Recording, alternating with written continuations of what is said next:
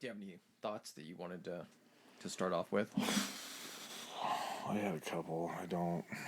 Okay, mine is a very simple one, and we'll see how long it sparks a debate for. Okay. How many clones of you, how many of you would it take to kill a, like, gorilla? This isn't the talk that you want to have with me. We've had this talk about the orangutan. No, I understand that. What I'm asking is how many of you would it take to Three. kill a... Three? Yeah, you come at it from three different sides. Three. Yeah, all I need is one person to get the back. All I need is one person to slip in the rear naked choke on the gorilla while the other two are trying to fight him from the front. I got one guy going for the eyes. I got one guy going for the groin, and I got one guy with the chokehold. Being serious, Yeah. do you really mean three? Yes. You're. I don't know if I can take you seriously at any point Why? going forward now. That's ridiculous. You have One of the clones is getting his shit kicked in. Shut up. How many do you think? 50? 50 for one gorilla. Like a silverback Yeah. male. Do you know how strong they are? Do I'm you aware. realize and do you also realize that every one of their appendages is a weapon? They're going to be biting to kill. They can literally kill you with a punch. Their force.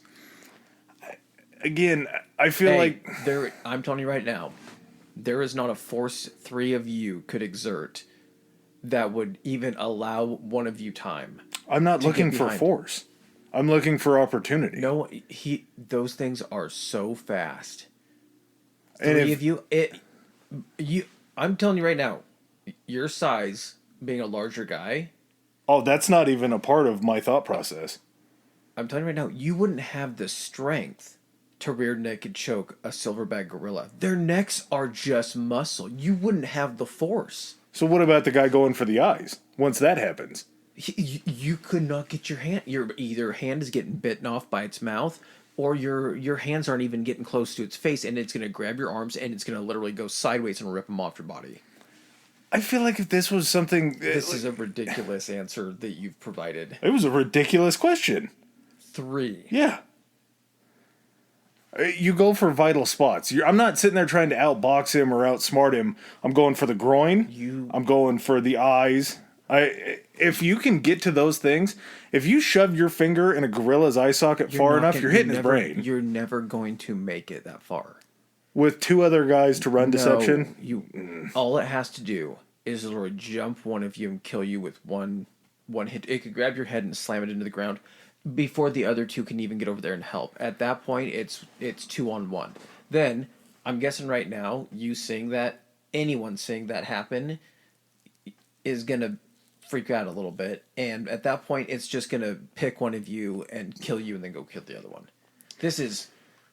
You've always given animals like this... Do you know how much a male silverback weighs? No. These things are like... He might be 800 pounds? Yeah, which means automatically it weighs more than 3 of you. So? I'm not trying to pick him up and body slam him. I know you're not, but what I'm saying is this thing is just all muscle. So how the fuck did they used to kill gorillas back in the day? Guns. You think that we didn't start killing gorillas till guns came about? I think it was probably... You would have to have spears and there would be several of you. I'm telling you right now, I don't know how much silverback gorilla killing was going on prior to guns. They would have been rampant. They would have been everywhere. No, because nature still has a balance to it, man. I don't know why I know so much about silverback gorillas and the way that they work, but the way that silverback gorillas work is they have children, and then those children will eventually grow up to either try to kill the silverback to try to take over and keep fucking their mother and be the silverback of that group, or then they break out and continuously fight through other clans of gorillas to try to become the alpha gorilla and the silverback of that pack. Weak ones get killed, and I still think they're fucking like crazy though. I think they probably are, but what I'm saying though is there's not a lot of gorilla hunting going. Why aren't there gorillas rampant right now? People don't hunt gorillas right now. Or I mean, people still do, but tons of people hunt gorillas. It's not like an enterprise, man. Is what I'm trying to say. It's trophy hunting. Okay. we can get into that. I'm not sticking up for trophy hunting. What I'm simply saying is this whole question was how many it would take. You know what? Hold on. Human How beings have been fighting these much things does forever. A male silver. Well, I shouldn't have to say male silverback because male is silverback. Yeah, they're a patriarchal society. Way to bring that up, dickhead. No, well, he needs the women. I can't A believe you silverback get so gorilla fired up usually about weighs this. between. Okay, it's only 300 to 430 pounds. Oh my god. Still gonna beat the shit. Three out of us? Yeah. No. We have him outweighed at that point. There's not a chance in the world. He is going to have the coordination and dexterity enough to throw a right hook to hit one of us while the other two are jumping his ass. I get that he's super strong. I get that he's probably fairly agile. There's no way that you're telling me that a 400-pound or even a 500-pound beast at that point isn't getting his shit rocked by three of me. Dude. Holy shit. This can't be right. Does it say three atoms could beat one? Gorilla strength Yeah. is estimated to be about 10 times their body weight. Okay. Fully grown silverback are actually stronger than 20 adult men. 20! Adult men, though, not me. And again, this isn't a strength competition. Like, we're not trying to curl branches. You know what? Agree to disagree. The orangutan one got you fired up, too, so I'm not shocked that this one did as well. What was the whole, I forgot, was it you with a samurai sword? Yeah, me with a samurai sword against an orangutan, and then I told you that I wanted to put some boxing gloves on him. PETA people, don't listen to this. I wanted to put some boxing gloves on him. This is like that show. Remember that show where they used to put the animals together that never would have, like, who would have won, a lion or a grizzly bear if they fought? Can't remember what the name of the show was. It was one of those ones like on History Channel, huh? Lion versus grizzly bear? Oh, it was like most dangerous fight or something like that. Yeah, like something like that. Yes, it's hypothetical, but what was it? You would boxing gloves on an orangutan, and if you could beat it up, yeah, just like sparring with him. it would. I don't think he's got the dexterity to throw punches like everybody else. He's going to hammer fist me, but I think I can get in and out and move and bob and weave. Eventually, he will get mad and try to come after me, but if he can't claw me or bite me, I mean, what's going to keep him from biting you? Just curious. Mouth guard. In this hypothetical world that you're fighting this in, this orangutan understands enough that you can't bite. Well, there has to be rules. Okay. And he understands those rules very clearly. We'll slip him a mouth guard in there. I don't know. Okay. I'm not an orangutan trainer. I'm just knowing now that you actually have to pronounce the N on the end of orangutan. I didn't know that before. So I'm working with a different set of skills here. You underestimate my abilities. I think you overestimate your abilities. I've been boxing for a while. I know the ins and the outs. All right. Do you want to use this as our lead in, or do you want to? Sure. Okay. It doesn't really fit today's. I don't know. Maybe do orangutans have Thanksgiving? I was going to say not so much Thanksgiving, but this is the kind of argument people can have at Thanksgiving dinner. Like, hey, how many? Everyone go around the table and say how many of them it would take to meet up a male silverback gorilla, and then just I feel like that would start some shit at the table. Because it just didn't here. If there were more people here and you answered 3, everyone would just look at you and go, bullshit. You guys can all not believe in me as much as you want. You know who else is someone that really overestimated their skills, actually? That leads in perfectly to this. I don't see how I didn't get here faster. Was General... Is it George Armstrong Custer? I don't know his middle name. He's such a fucking Armstrong. idiot. Was it? Yeah. Well, that's embarrassing. There's a lot of people in this story that are first named George. It makes me think that George was either just a very dumb man's name or it was very common. Oh, no, I think it was just a very common name. Just a George? We're still not that far separated, from England to start getting rid of our names and coming up with, like, cool names yet. That's fair. I didn't think about that. King George was probably a pretty big deal. Yeah, So George Washington, man. People are still... People are gonna be like, we're reclaiming it. George is back to being George Washington. But, so, George A. Custer and the Battle of Little Bighorn.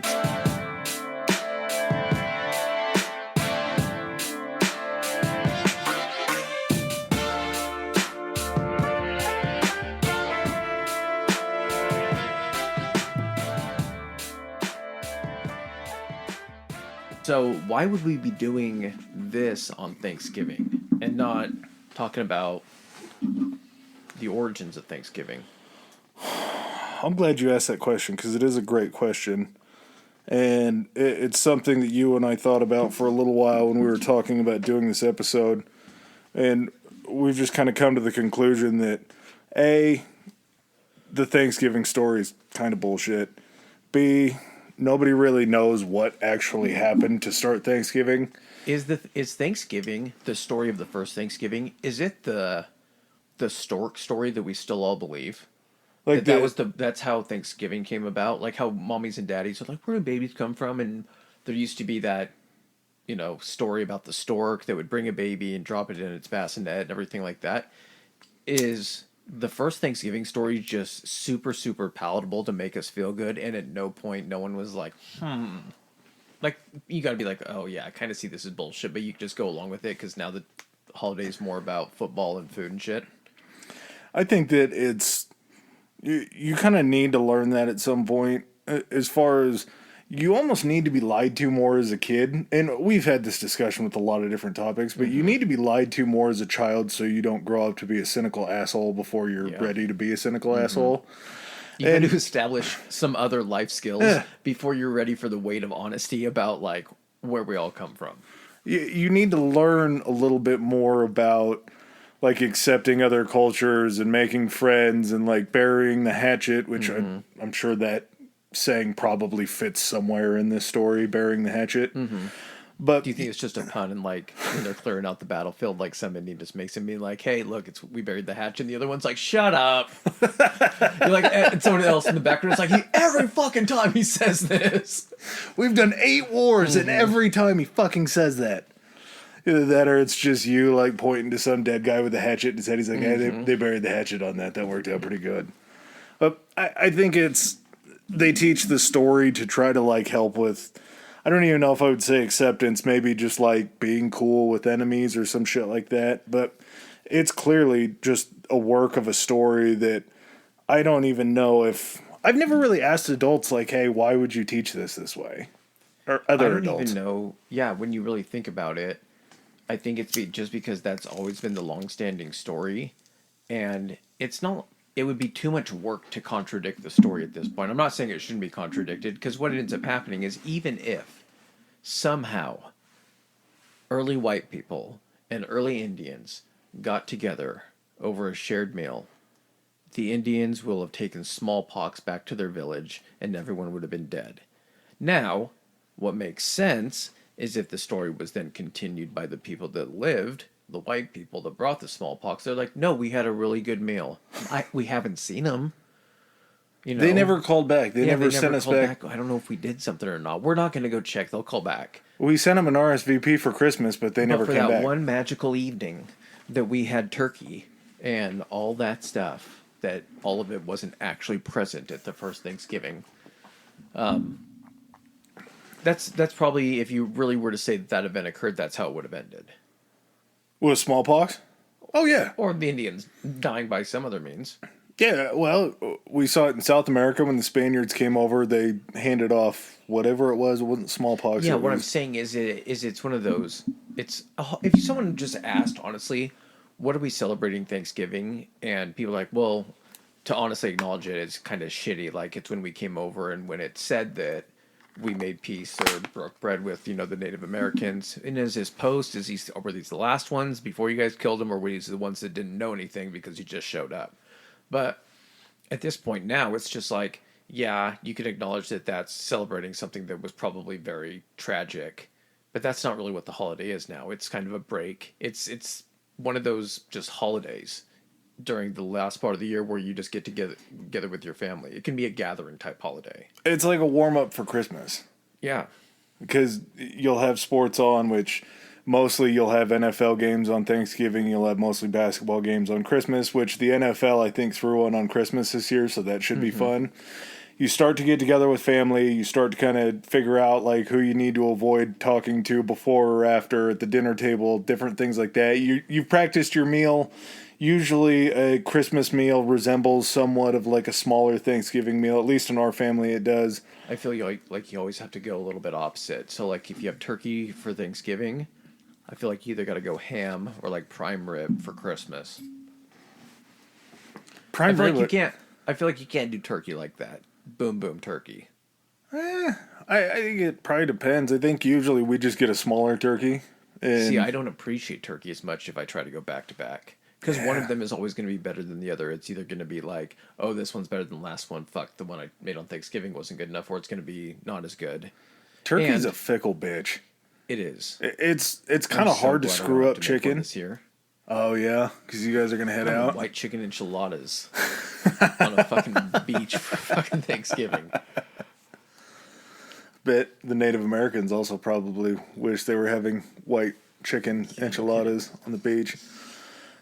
To me personally, when I look at this and I wonder about it, I wonder how far in between first contact and Trail of Tears that this supposedly took place. The Battle of Little Bighorn. Thanksgiving, kind of in general. That. Because Trail of Tears, I want to say was before this. Thanksgiving had to have been. That was like the fucking Pilgrims, dude.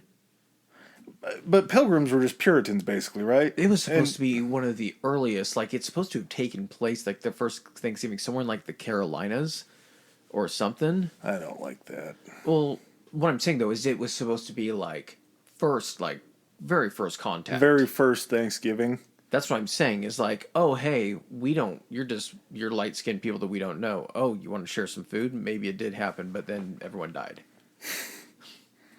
Or they had a fight for the... On the flip side of this, though, everyone dies in this, but it's the bad guys.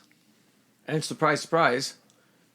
Roles are reversed. Well, I was going to say surprise, surprise, and the bad guys in this is the U.S. government.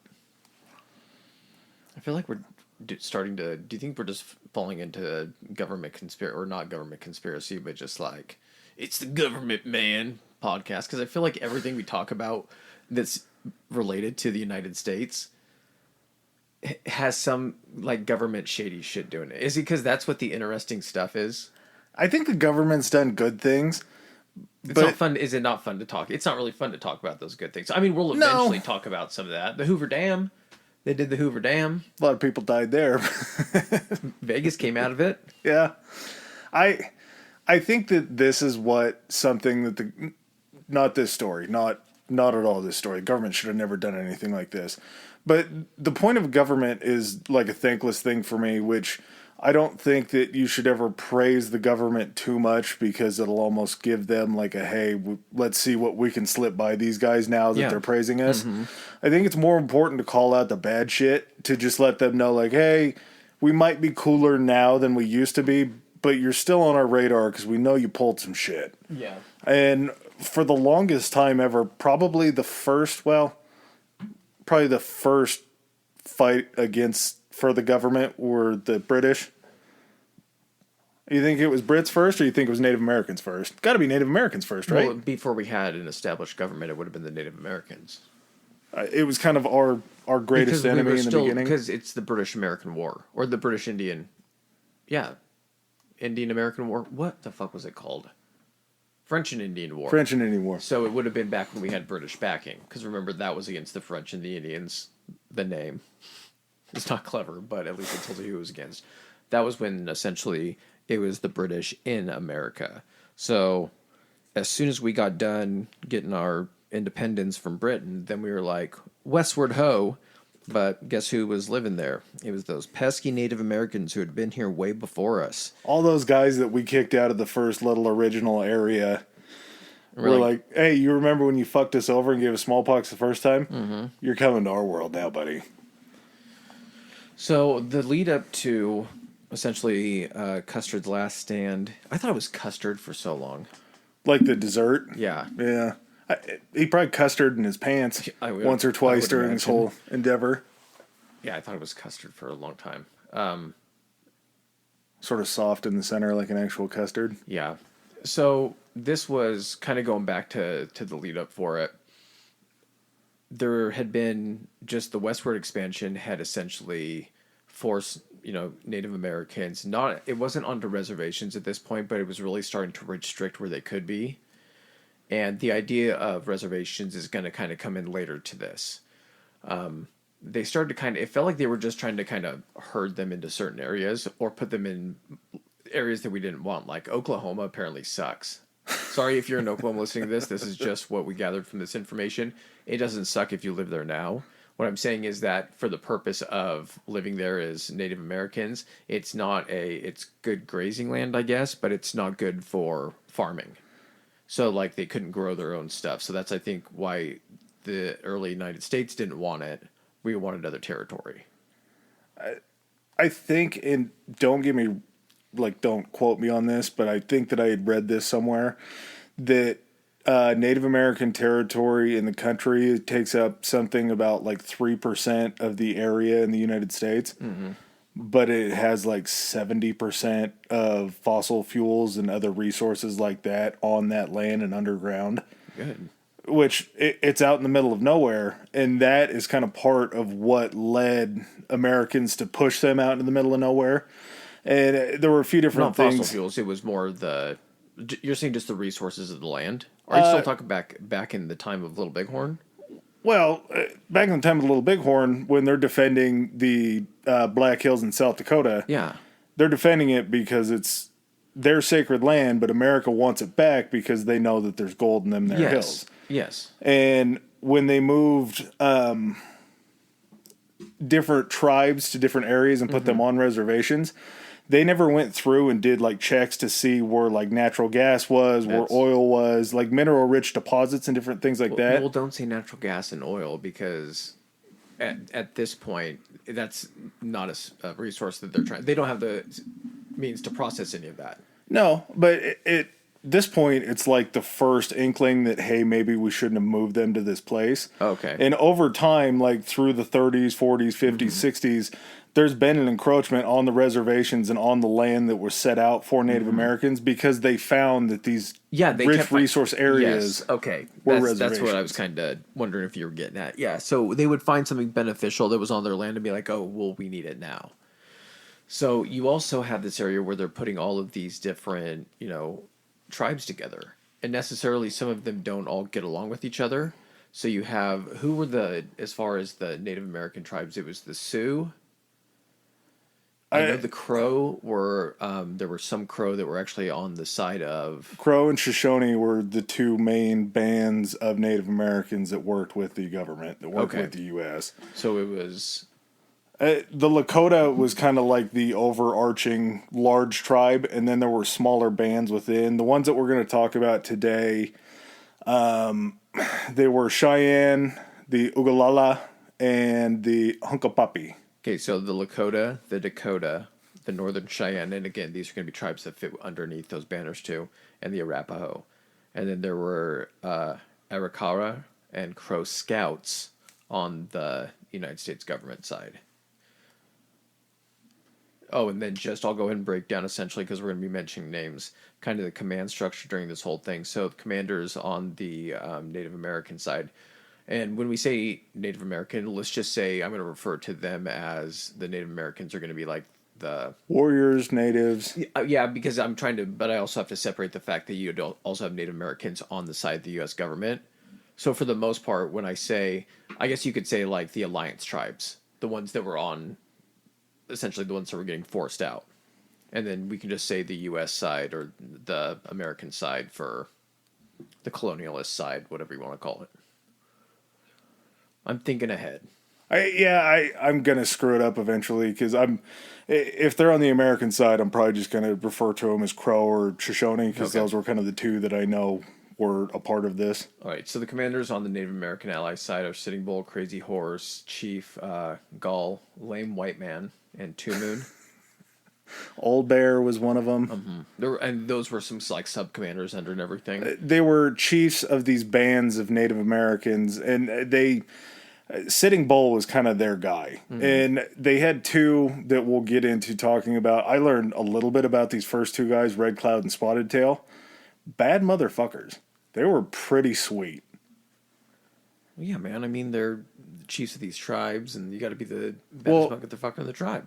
Yeah, so finish off the command structure, and then we'll kind of get into the beginning. Okay, so and then also, so on the United States side, there's a larger. So it's Ulysses S. Grant who's the president. During this meeting, that is essentially between like Ulysses S. Grant, the president, his next commander down would be Sheridan. Then underneath him is Gibbon, Custer, Crook. And Underneath him's Terry, and then underneath Terry, Sheridan, Terry. Then underneath him, Gibbon, Custer, and Crook. yeah, and we'll go over kind of the. I learned a new soldier word, columns. Yeah, I didn't know what a column was before this. it's just like three guys marching together, isn't it? So it's No, like it's like the whole band together in columns because they would keep the supply pack train in the back, and then they would have people protecting that. Oh, I gotcha. And then marching in order, it would be like a column from cavalry, cavalry, cavalry. Like it wasn't just a big line that they were in; it was like a walking line. like a single file. Yeah, probably like two or two, three? three across Okay, at I least. gotcha. But it's to head down trails when Yeah. they would be seeing like they wouldn't want a big imprint as far as Gotcha. to let people To following them show know their numbers or Yep, show their strength. exactly. Okay, I gotcha. So what kind of so again, this is kind of the culmination of all of these Native American tribes getting forced off their land, being told, it's going to be eventual that you're going to be on reservations, and it just hasn't essentially been made official yet that that's what's going to happen. Because there's been, like, at this point, how many treaties have been made? There have been, like, several treaties that the United States government made with these Native American tribes and then literally just broke the shit out of everything about them. So, yeah, let's just kind of start into the beginning because the big treaty that we'll talk about is the Treaty of Laramie, and we'll talk about how that came about. So, kind of a little before the pretext of the story, there were two Lakota chiefs that went to meet with Ulysses S. Grant, and it was Red Cloud and it was Spotted Tail. And Ulysses S. Grant at this point wanted to buy the Black Hills away from Red Cloud and Spotted Tail. They were kind of like the tribal chiefs of that area. And they're both like, no, you're not going to buy our land from us. This is sacred land. It's a place where our people have thrived for years and years, even There was before some type you of kick. religious, it was some type of religious element to it too. It was like it's like Mecca. Yeah, it's a good way to look at it. And this first meeting that they had took place in the spring of 1875. And after Red Cloud and Spotted Tail just basically told them, no, you're not getting our land, they went back home to the tribes and were talking. And during this meeting, there were kind of veiled threats about, well, you're not keeping up your side of this treaty. And the treaty that we're talking about with this is the Treaty of Fort Laramie. It was signed in the fall of 1868, so about 10 years beforehand. It put an end to something called the Red Cloud War. And it was Red Cloud, the Lakota chief, had successfully led bands of Native Americans against the Americans to fight them and keep them out of the Black Hills. And there was a traveling route, I guess, that went through there. They had 3 forts that were on this traveling route, and they realized that it was like white people trying to invade their area after they had already been pushed into this area. So it was the only treaty that the U.S. government had ever signed for a ceasefire because they were losing against the Native American population. Is this the one that had the condition that all the forts were to be torn down? People traveling westward could no longer use any of the Indian territory to travel through. They had to take the way around and everything. The route would be discontinued. And the road was to be like destroyed or something like that. And that was all because this Chief Red Cloud had successfully fought using bands of Native Americans to push them back out of the Black Hills and out of the Dakotas, which is awesome to know that even before this, because things get a lot shittier after Little Bighorn and after that war happens for the Native American population. Just as far as America was like, we lost this, you made us look stupid, we're just going to come at you full force. So, Red Cloud and Spotted Tail go back to their reservation, and at this point they had certain reservations in that area where the government had basically set up areas for them. But within the Black Hills, as a nomadic people the Native Americans were, they would still move in and out and around. They would set up villages. There would be smaller bands in these tribes that would be moving out to do different things, hunting, different shit like that. they decided that it was just going to be like they weren't ever going to win. The United States was either going to pay them for this land that they had, or they were going to take it by force. So they had the second meeting about 2 months later. Red Cloud and Spotted Tail showed up. They said, we decided that we're going to sell you this land. Our asking price for this land was 70 million. Yeah, $70 million, which back in 1875, that would be about $2 billion today. Mm-hmm. So a formidable amount of money. But all of the gold and everything that's been taken out of the Black Hills since then is estimated at today's prices to be about $78 billion worth of gold. Did you ever really know what Black Hills gold was? What it meant when, like, I remember buying a ring or looking at a ring for a girlfriend in high school or a girl. And I remember it was something about the Black Hills gold had the two little flower leaves that kind of intertwined. Do you remember something? I've never heard of Black Hills gold, honestly. Really? Yeah. So, like, the jewelry store that was, like, in town sold Black Hills gold. And it was before me looking into this stuff. I was like, oh, shit. Like, that's gold still fucking coming out of those mountains. I had no idea. I knew that it was kind of a nutrient-rich area, or like not nutrient, what's the word I'm looking for? Mineral rich? Mineral rich, yes. Nutrients, minerals. Rich. It's a mineral rich area. I knew that they had a lot of that, and I do know that in North Dakota and South Dakota, obviously, we get a lot of oil from there, too. So there's a lot of minerals in that area that were precious. I'm sure, like you say, they didn't know about the black gold that was there in the Black Hills. They were just focused on the nuggets that were there. So $78 billion is what the price, essentially, the estimated price. So a drop in the bucket. Yeah. $70 million, $2 billion in today's money. And the country was kind of in an economic downturn, which I don't know what the economy would have been in the 1860s. What?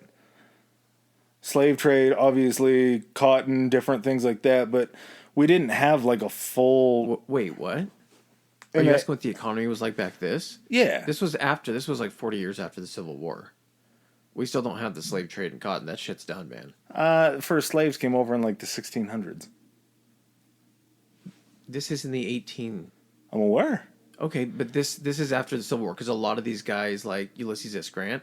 Or not, Grant was a hero in the Civil War. Custer was a general in the Civil War. This is like this doesn't occur till like 30 or 40 years after the end of the Civil War. We still had plantations and indentured servitude I mean, there is like the area that we talked about was it Galveston, where for Juneteenth and everything?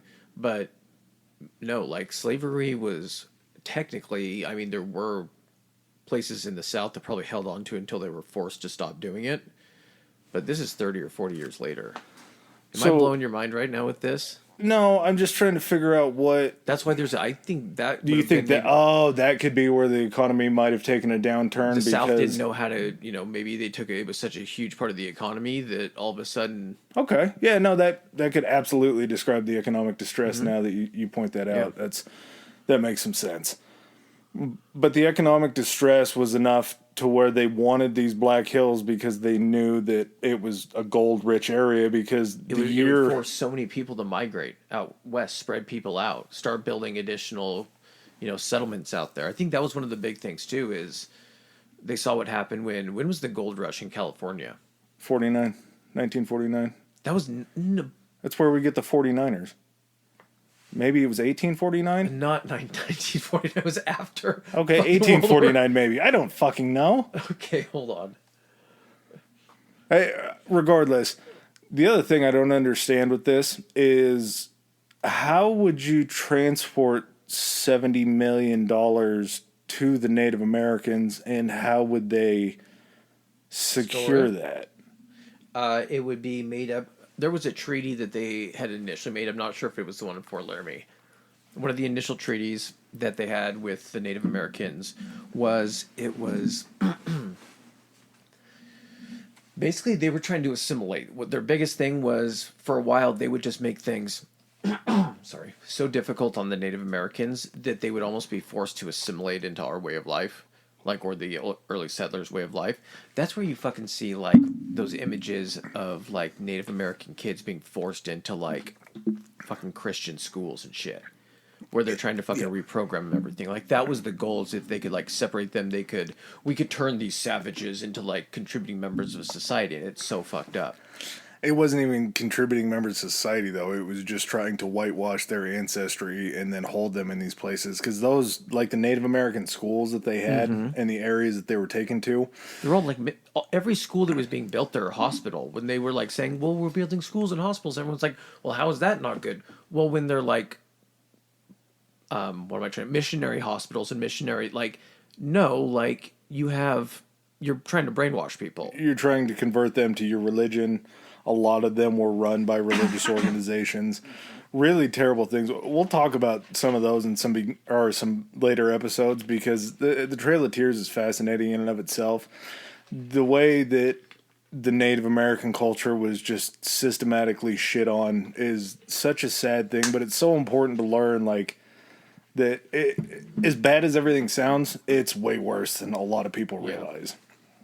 Even up to this day, I think the Supreme Court just took on, it wasn't like an Indian Resettlement Act, but the American government still calls them Indians. I'm not sure why. Maybe it's just easier There's a commission for them to say. I'm trying to think who it is that, like, the Indian Affairs Bureau of Commission Indian Affairs. Yep. Yeah. They still get away with a lot of shit, and there's some stuff in front of the Supreme Court now that they're trying to work out with adoption and different things like that. But getting back to this, the Americans just said, no, we're not going to pay you that much money. Probably because they didn't have $70 million at the time to fork over. But the other part is they knew that they had already battled a lot of tribes and they'd already taken over a lot of land, so I'm sure they were ready to go. Grant declined at the second meeting. They knew that they weren't ever going to get another shot at it again, basically. That the Native Americans went back to their land, to their reservations, and they just knew, like, it's only a matter of time at this point. And then a couple months after that, there's a big meeting in Washington, and, excuse me, Ulysses S. Grant, is talking to these, they were called, like, Indian investigators or something, but they were basically sent out onto the reservations to make sure that they were following the treaties. And that the Indians were keeping up their side of it. Yep. Oh, okay. And these treaties are written in such a way to where Americans at that point would probably have a tough time understanding it. So how in the shit would somebody that doesn't speak the same language be able to understand it? What they said they would do. So up to this point, they've already broken several treaties with like different Native American tribes. Oh, yeah. There was one tribe that they were supposed to pay like $10,000 for 50 years, a month for 50 years. It might have been $10,000 a year to this tribe for 50 years. And when they went to go ahead and have them sign it, they'd already lowered it down to 10. There was all kinds of stuff. And what they would do is, because a lot of these chiefs, of course, are like brilliant, like strategic generals and, battlefield commanders.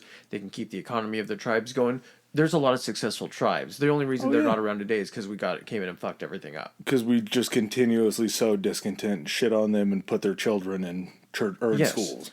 But they would write these essential treaties, leaving so much room for interpretation or loopholes that they could use excuses to just break these treaties without any type of like legal recourse. And who are they going to take it to anyway? The government?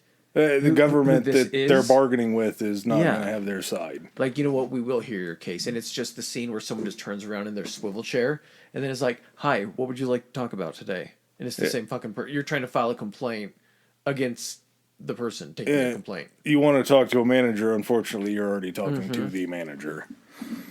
And that's just basically what they did. They considered the Treaty of Fort Laramie broken by the native side because these certain things that they deemed inappropriate, incorrect, was enough to break it.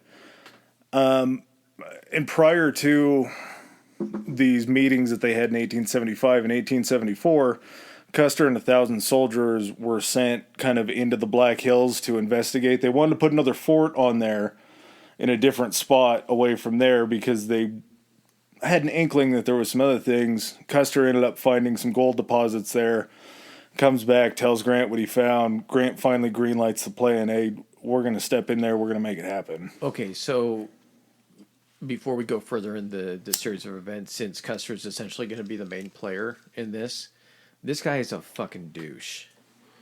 So he went to West Point and Graduated last in his class. 34 out of 34. They say, and I think he may have said the reason it was 34 out of 34, he would have placed higher, but a whole bunch of people had to come out of his graduating class to go fight the Civil War. He Right, also, sure. I'm not sure to which degree he participated in the Civil War. I do know that there was something about him being promoted to general, and they called him the boy general, because he was like in his like late 20s, maybe early 30s when he got promoted. I think he was, excuse me, fairly instrumental because going into the Battle of Little Bighorn, he wasn't an actual general. He was something below a general. I'll tell you how that happened. Okay. Oh, so yeah. There's a story with how that all happened. There's a story with how this whole thing could have been avoided. So he at some point during the Civil War, because him and Grant are under kind of the same umbrella, Grant knows him, or at least knows of him. And somehow Custer is kind of, because he's like this boy general, somehow he's almost like a war celebrity in a weird way. Like the public knows of him. And after the Civil War and Grant's president, for some reason, I think kind of the fame or something like that might get to his head. And Custer accuses Grant's brother. I'm trying to remember his name. It starts with an O. Ulysses? No, it's like Otto or something Orenthal. like that. Who was like the attorney general. Accuses him of being corrupt and taking payoffs to like give beneficial contracts to certain businesses. Oh, because this is the one that he had, before this all kicks off, he has to go back and testify? Yes. And so That's he right. testifies all of these like accusations, and which ends up being proven that he says he witnessed this happen, that there was like an exchange, something that happened with him being corrupt. Come to find out from his like superior officers, he's like, well, he couldn't have witnessed this because we were in this place at that time. Completely discredits him. So they fucking kick him out of the military. Well, what ends up happening is a fucking campaign gets him back in because a bunch of people end up like writing letters or some type of public opinion campaign. Gets him back in, and that's why he gets put in charge of the 7th Cavalry. So pretty much, I think Grant was like, you know what, fine, I'll let this guy back in, but fucking send him out west. Send him out to Dakota. Yeah. Because there probably wasn't a north and south at this point. It was just all Dakota. So the other thing as well as, so that's where his demotion, essentially, it's not quite a demotion because he was kicked out, but then he got put into the role of, I think it was like lieutenant something, right? Lieutenant colonel. Probably, because they still call him general, but he has generals that he takes orders from. Yes. So under his command, this guy 34th in his class, I think they said this guy for demerits at West Point got something like 700 plus demerits. Last in his class, first in demerits. And he left a year early. They probably just passed him through. You got to think at this point during the Civil War, I don't know what point during the Civil War he went through and everything, they were probably hunting for as many generals as possible. Anybody that was able to get into West Point, I'm sure, was probably going to graduate. Anybody that had any experience. So, like, think of this: you're in a time where this is about 30 to 40 years after the Civil War. There's a whole generation of children that weren't born because all of these guys had to go off to war, fight. A bunch of guys died, and so you took a huge population hit. So they were really hurting for soldiers. In fact, a big contingent of like Custer's troops and the troops that went with them were like Irish immigrants that instead of essentially coming over to this country and only having the shirt on their back, you could be like, there were basically recruiters at the docks when people were getting off boats being like, hey, you want to sign up? You want food? You want a place to stay? You want some money? And then afterward, you can go make your life after you've served. You can make your life in America. It was like high school recruiters now were what they were doing at the coming off of Ellis Island then. And not to say that some of these guys didn't serve in, I don't know if there was an Irish army or something like that at that point, but they were trained. But even training at that point was really nothing. It was going to the firing range. And the way these guys, they were basically kind of a couple schools of thought when you have command structure and you have your like soldiers. So can a good group of soldiers overcome bad commanding to win? Or can a good commander take bad soldiers and overcome that to win. You have the situation here where you have bad soldiers and a bad commander trying to do something.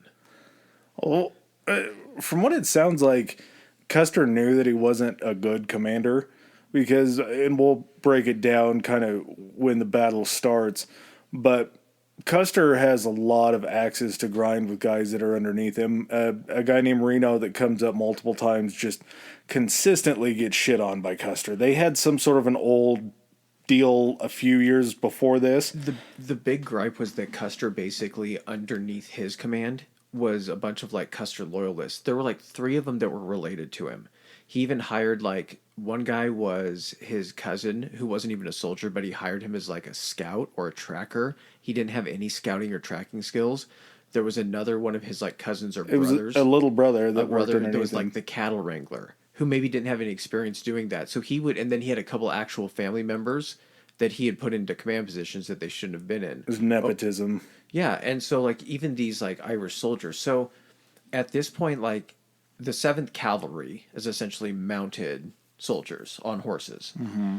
And how these soldiers, like a couple of these strategies, because we'll touch on them later, these guys haven't fought in actual combat. No. They've trained.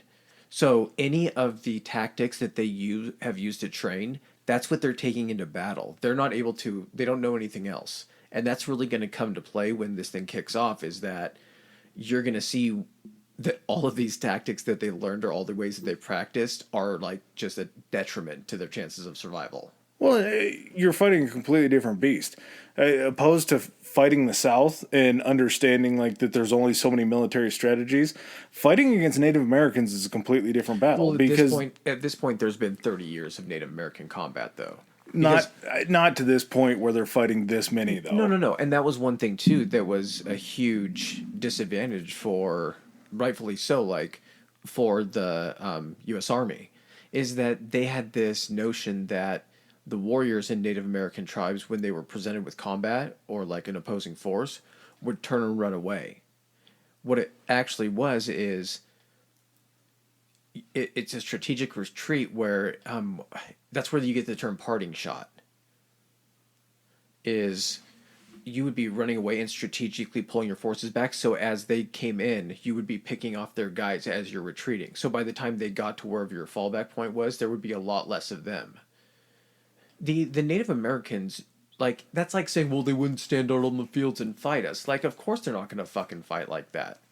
If you have a smaller force and you're able to go ahead and ambush people and not take losses yourself and everything, why would you want to fight in a straight up, like, gunfight? Not to mention, it's war. Everybody has a different strategy. It's not that you're running away. It's just this is a different strategy being used. This isn't like a war within our lifetime where there's rules of engagement and shit. There were no rules. No. That was the one rule, is there were no rules. You're dead or you're going to kill someone. I mean, like, that's how it is. Kill or be killed. That's the rule. And so you're not sitting there being like, well, this isn't very honorable. Be like, no, I'll fucking shoot you from the trees and you'll still be dead and you won't even be able to tell anybody about it. You think that's still not how war is, though? No, there has to be, when it comes to like... I know there's rules of engagement. Like a country's military, you have to be fired until, you can't fire until fired upon. There's certain treatment with prisoners. Ain't going to be any of that shit here. Okay, Not at so all. kind of getting back to Custer, he ends up getting brought back in and assigned to the 7th Cavalry, and he's put under, it's Terry. I think that was kind of the general that was put in charge by Sheridan. And Sheridan was the inspector, general of the military at that point, I think. Yeah, I don't know what that's called. I don't know what it was called at that point either. Next in command. So their goal was basically not their goal. Well, yeah, I guess their goal was essentially to force these Native American tribes off their lands into reservations. They knew that there was going to be some type of either resistance or there was going to be fighting to do it. And they planned essentially to break up into these groups. And so this takes place, actually, is this taking place in the Dakotas or does this take place in Montana? I believe it's the Dakotas. It may have been. It's a little confusing because I don't even know what state lines were really drawn back then. Yeah. Like I say, there was no North or South Dakota. It was just Dakota. But what happened to kind of start the opening salvo of this was they had agreed at the national level that any Native Americans that weren't going to be on their reservations were going to be considered hostile. Grant gave Sheridan the power to take offensive actions against anybody that were deemed hostile. So they sent out scouts and runners to these reservations and to these different bands of Native Americans. They were told that they had until, and this is in the dead of winter. Sheridan really wanted to attack in the dead of winter because he knew that they were going to be broken up into smaller bands that they could take out easier and easier.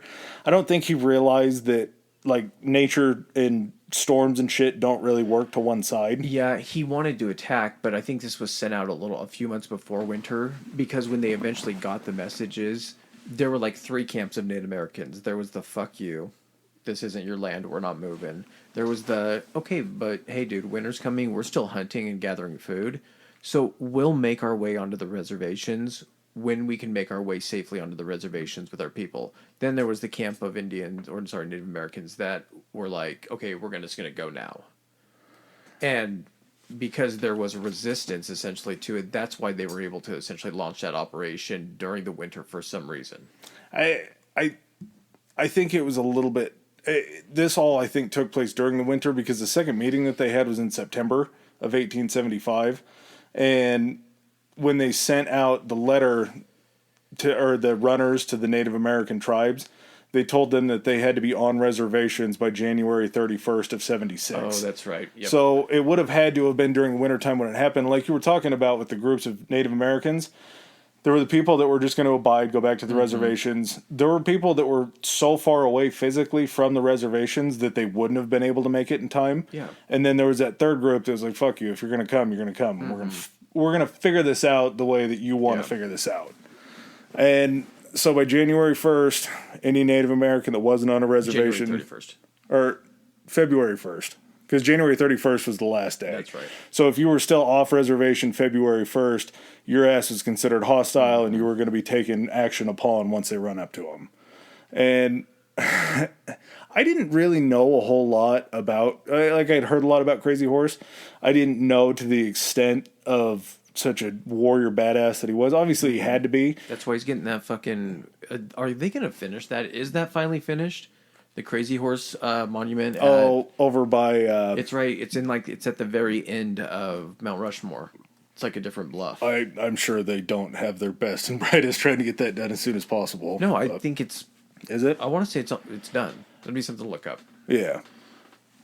So, Crazy Horse was just a certified badass. He had won a lot of different wars for them against other warring factions that they had been in contact with, the Crow, and kind of sort of he ended up kind of falling out of favor because he wanted to focus on more of a home life. And I think it was by the age of 30, he hadn't had a wife or a child yet. So he kind of settled down from fighting and ended up having a child, didn't live past 3, had a wife, but it just kind of settled into being more domestic than a wartime guy. And in March 1876, there was a village that was run by, I think I said it was Old Bear was his name. Old Bear or Old Bull, one of the two. They end up getting overrun by General Crook, who will come into this story later, brought 400 soldiers in, burnt down that entire village. All the refugees from that village end up in Crazy Horse's village. They say, hey, these guys are on the attack, they're on the defensive, or on the offensive, they're coming this way. So then Crazy Horse and his village end up taking the refugees in. They don't have enough room. Then they end up migrating to meet up with Sitting Bull. And once they meet up with Sitting Bull, they tell him what's going on. Sitting Bull knows, just through the grapevine of knowing that this attack is coming, that they're starting to move these forces in. They're off reservation, so they decide that obviously there's strength in numbers here. Sitting Bull sends runners out to all the reservations, basically saying, we're going to fight this war for you. We're going to try to gain our independence from them. If you have warriors, please send them to our village. And this village just starts growing and growing and growing. So 1876, that was did you see the Sundance ceremony? That was right before everything happened. Yeah. That's a little later down the line, but just fucking nuts. I love this shit. Well, the fact that, like, and of course, I'm not going to say he didn't see something or anything like that, but I think a lot of these guys that were in these positions, these higher chieftain positions, I think they had a lot of foresight to see what they had to do to try to save their people, and there was either the fight back or try to kind of maintain. It's what happens with Sitting Bull ends up, like, leaving and going into Canada and taking his people with him. Crazy Horse after this happens. Yeah, and then I think Crazy Horse doesn't he surrender himself after this, like, to Missouri. He does something, but what I'm saying is that they have this. Getting back, I'm sorry, I got sidetracked on that. They do this Sundance ceremony, and basically it was this religious event. It's like their biggest religious event of the year, and basically it's like a time for prayer, personal sacrifice. Someone said that I think Sitting Bull, like, during them, and they would just fucking dance.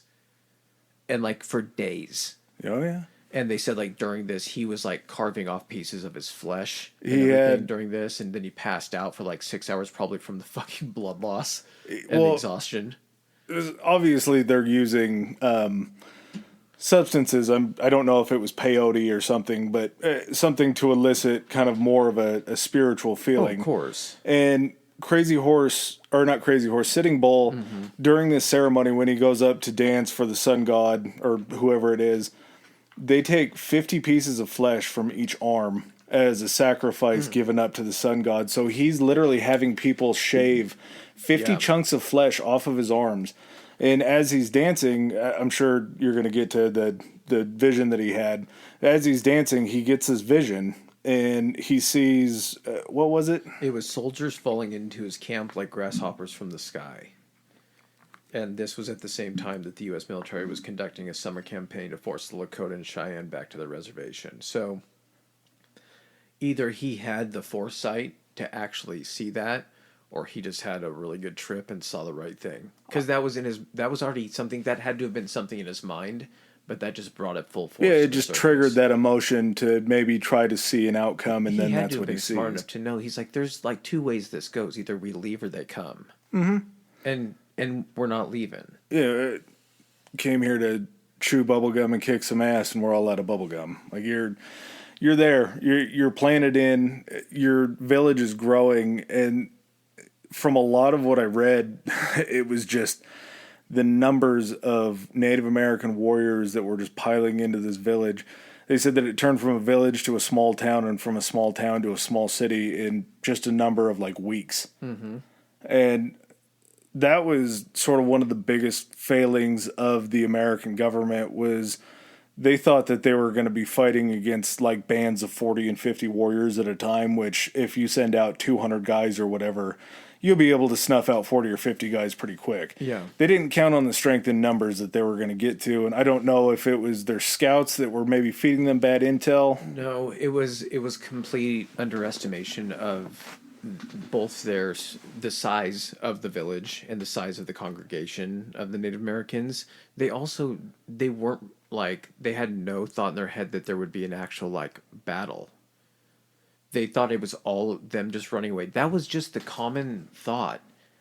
But what they didn't realize is the way that the Native Americans, like I was saying, they would do like a strategic retreat where they would be picking off targets from the distance that came closer. If you never got closer to them, it would look like they were just retreating and you were chasing them off. But had you pursued them, they would have kept taking out your... We're going to get a prime example of it during the battle about how their strategies do work amazingly well. And one of the battles coming up, Rosebud, that kind of is the precursor to this Little Bighorn War. The strategies that you're talking about were almost, the way that I equated it to was like not necessarily like a dive bombing attempt, but they would choose certain specific targets, whether they were generals or somebody that looked like they were higher in command. Mm-hmm. They would send all of their warriors at that guy, If they got him, good. If not, it was like you say, a turnaround and retreat. They were swooping in. They were trying to take out these specific targets because they knew that they were outgunned and outmanned. So if you could get in and knock out these strategic places and then retreat, maybe you're taking less than just standing up and fighting face to face with them, which their horses were smaller than the cavalry's horses and the American horses because they were wild horses that they had broken. They were faster. They were faster. They were more maneuverable. Yeah.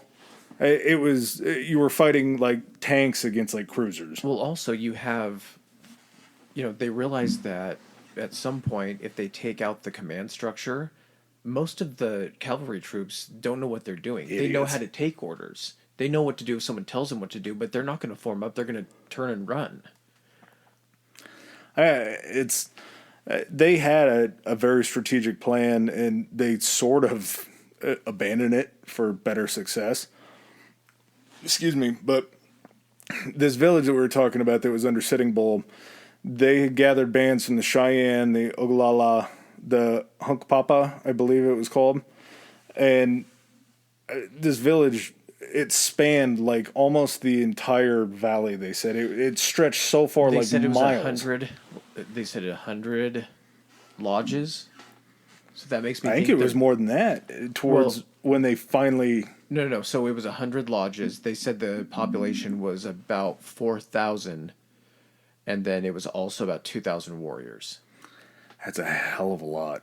I know, but I'm saying like maybe lodges aren't also counting teepees and stuff like that. No, So lodges would probably be like meeting places or more permanent structures and stuff like that. So because this apparently had been a settlement for a little while, and it had just grown. And of course, they were used to living off. They could put up structures very quickly. This was their thing. They were still moving around the valley in the areas. These different kind of fights were taking place, and they would move sort of to strategic positions, which their most strategic position, at least that was thought, was this little Bighorn Valley, because there was an entrance to it to get into it, basically, where the mountains had kind of calmed down. But it was almost a choke point to where if you were to go into it and they knew that you were coming that way, you would just be picked off before you could even get into the valley. It was a more advantageous natural position, defensible position. The plan on the U.S. Army side was essentially there's a fort actually in Montana that's essentially, I don't know if it's to like how much further west of Little Bighorn it is, but they were supposed to send their detachment, and that was under Gibbon, to set up a position where once the force coming, I think, from the east came in, they would drive the Native Americans out to this other like kind of shield force or like blocking force.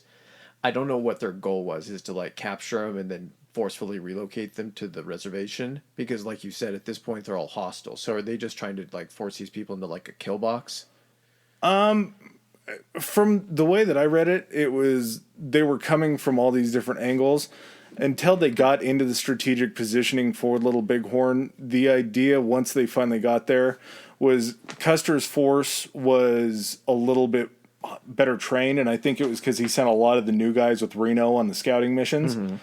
But Custer's force was more the attack force, whereas Gibbon's force on the other side was like to stop them from escaping. Yeah, so they were the blockade to keep them from getting away, while Custer's force drove the fight and drove the offensive into them. Yeah, so you had Terry, who was in charge, and then Custer, one of the guys under it. So basically he took Custer, and who did he put Custer with? Crook, right? Crook was gone by then. Oh, that's right. Okay, so he took Custer, split him up, and then Terry went to go and take his men to hook up with Sheridan. Terry was kind of like the quarterback of the situation. He was out on a floating barge for basically the whole thing, and he ends up coming in and making the save. But well, I don't know if you really can call it a save. He brought people back instead of letting them sit out there and die. There you go. But the other one, let's see, where are we at? What did happen at Rosebud? Because you said that was the precursor. Okay. Just a little bit before that, Sheridan's plan during the wintertime was delayed. It was also delayed after they had sent out the order for them to come back on reservations, because there were still storms and different issues that they were running into getting out there. And also, our boy Custer, not our boy, but the boy, General, whatever his name Boy. was out on furlough. Him and his wife were back in New York fucking around. He wasn't even at Dakota or wherever he was supposed to be in Bismarck to lead that troop in. So the whole idea was for everything to all happen at the same time. But Terry was so shitty running Sheridan's plan, he could never get everybody on the same clock. All of it was based on the element of surprise. It was, but it was based on all the forces either attacking or being in the same place at the same time. And Crook's group, Wyoming, is I don't know if it was cavalry. I think cavalry's smaller, but his column was the Wyoming column that he was leading. And he led them following down the rivers. And I want to say it was the Powder River that they were following. They'd found foot trails that they were from the migration from the other tribes that are coming to this village. So they were hot on that trail. They get to Rosebud, and it was after I want to say a 34-mile stretch or something. So everybody was really tired and worn out. But his scouts had already gone ahead and looked around and said, hey, this village is big up here. Let's hunker down for right now. Let's get some sleep. Let's get some rest. Let's recharge. Let's let the whole train and everything get caught up. Once everybody's resupplied, got a little sleep, we're going to go in and attack. And when I say the whole plan was that they were supposed to kind of converge at the same time and attack at the same time, they were also given orders to where if they had a good shot at engaging, they were just supposed to engage. Okay. So it was either wait for everybody, or if you have a clean destination to where you see it and you can engage. So as they're camped out at Rosebud Creek, there were a couple hunter-gatherer groups that were out. They spot them. They go back to Crazy Horse. They're like, yo, these guys are close. Crazy Horse or Sitting Bull? Crazy Horse. And then Crazy Horse goes to Sitting Bull, says, my scouts were out there. We saw everything. Crazy Horse was kind of more in the line of let's sit and wait. And Sitting Bull was the same way. The younger warriors that were in the tribe said, fuck that. We're not doing that. We're going on the offensive. Finally, after a little bit of back and forth, they decided we're going to go on the offensive. We're going to go out there. We're going to kill these guys before they get to us. We're not going to bring the collateral damage to us. We're going to take the collateral damage to them. So they set out. I think it was about a day's ride. They get there to Rosebud Creek, and immediately, once they engage with Crook's, his column, it's just an all-out offensive. They threw the kind of the dive bombing strategy of going after certain strategic targets. They throw that shit out the window. They just bum rush them, straight up attack, like we talked about with their horses. They're more agile. They're easier to move. And Crook is just taken aback. He has no idea what to fucking do. They got the jump on him. They didn't see him coming. And they end up taking not a ton of casualties. I think they said it was around 25 Native Americans died. And then between the Native American scouts, the Crows, and the Shoshone that they had, and soldiers, it was about 25 for Crook's side. It was enough to make them retreat.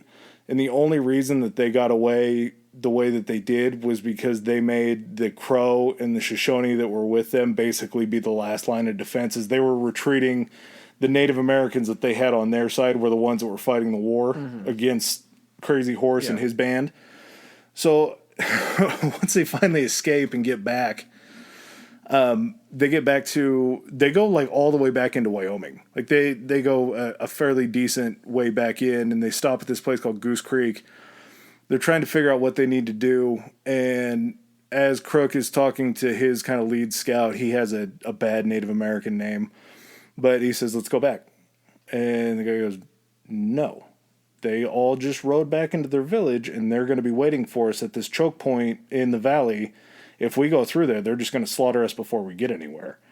And the Crow and the Shoshone that were with them kind of separate themselves. They get together like, yo, these guys don't know what the fuck they're doing. We hitched our horse to the wrong wagon here. All the Native Americans just leave them. They just take off. They're just like, we saw what you did in battle. We're done with you. We're not supporting your side anymore. We'll meet you on the other side if you guys make it through. Yep. Yeah. Yeah, we're going We'll be home. So Crook and his band sit there for about 6 weeks. And the foresight that he didn't have to send a letter out to say, hey, we already engaged, they fucked us up. Let's maybe take a step back and realize what happens. We're not going to be where you think that we're going to be on this plan. Just never fucking sends it. And in the course of that 6 weeks, this whole battle of Little Bighorn already takes place before his letter gets back to Sheridan saying, hey, just, we're not there. Like, we retreated. Well, how many rounds of ammunition did they... So he had estimated that they wounded about 100 Native Americans, and whether that's killed or just wounded, it's a little confusing to know, but it wasn't nearly what he thought. In that estimation, he estimated that there was about 25,000 rounds of ammunition that it took to kill 100 of them. Okay, so here's the thing. This is why one of the tactics I was talking about earlier. So what they would do is cavalry were trained when they were getting into their, like, firing lines. I can't remember what they called them, but there would be, like, 10 yards of space between each guy. And what they would do is they would take one of the guys, every fourth man would hold the horses of the other three guys. So he'd be holding 4 horses.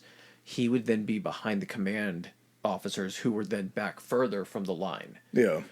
Well, these guys that don't have their horses have to take all their ammunition and set it down in front of them when they're standing there. They're loading muskets, too. No. No? I thought they said that some of these were musket fires. They were black powder, at least. Some of them on the Native American side.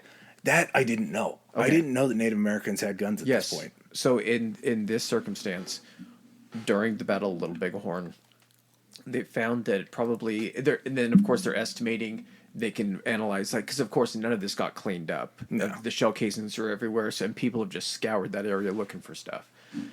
They've been able to match up certain rifles that were in use at that time and how they're able to determine if they were whose side they were on.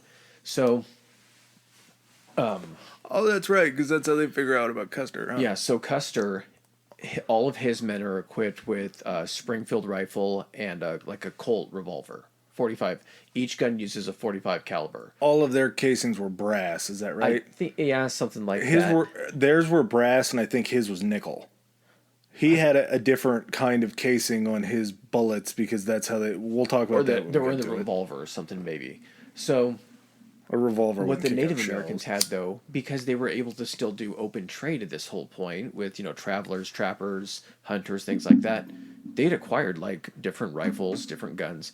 So you had roughly about half of the Native American forces during Battle of Little Bighorn were probably armed with, like, bows and arrows, which they were deadly with. That's the weapon they'd used their entire lives. If you got close enough for them to hit you with an arrow, you were going to get hit with an arrow.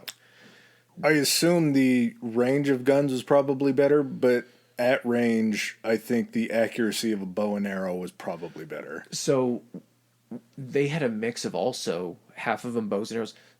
About 25% would have like muskets, like black powder rifles and everything. The other 25% would have more of like repeating rifles. Like Springfield. The repeater ones. The ones that would have like lever like action. Pump action, lever action. Lever action. And would have of different variations between Remington, Springfields, and a whole bunch of different manufacturers. Whatever they could get off of the travelers coming through that whatever area. they got from buying from anyone that would sell to them. So with the Springfields, the reason that, and some of the guns that the Native Americans have were even better than what the U.S. Army had. The reason that they chose these Springfields is they were really reliable, which you had to have if you were going to be out on the frontier like that. It had to be something that could stand up to a ton of fire. It had to be something that was rugged, that could stand to be dropped, and had not going to jam on you. Exactly. And so it was called a trap door rifle.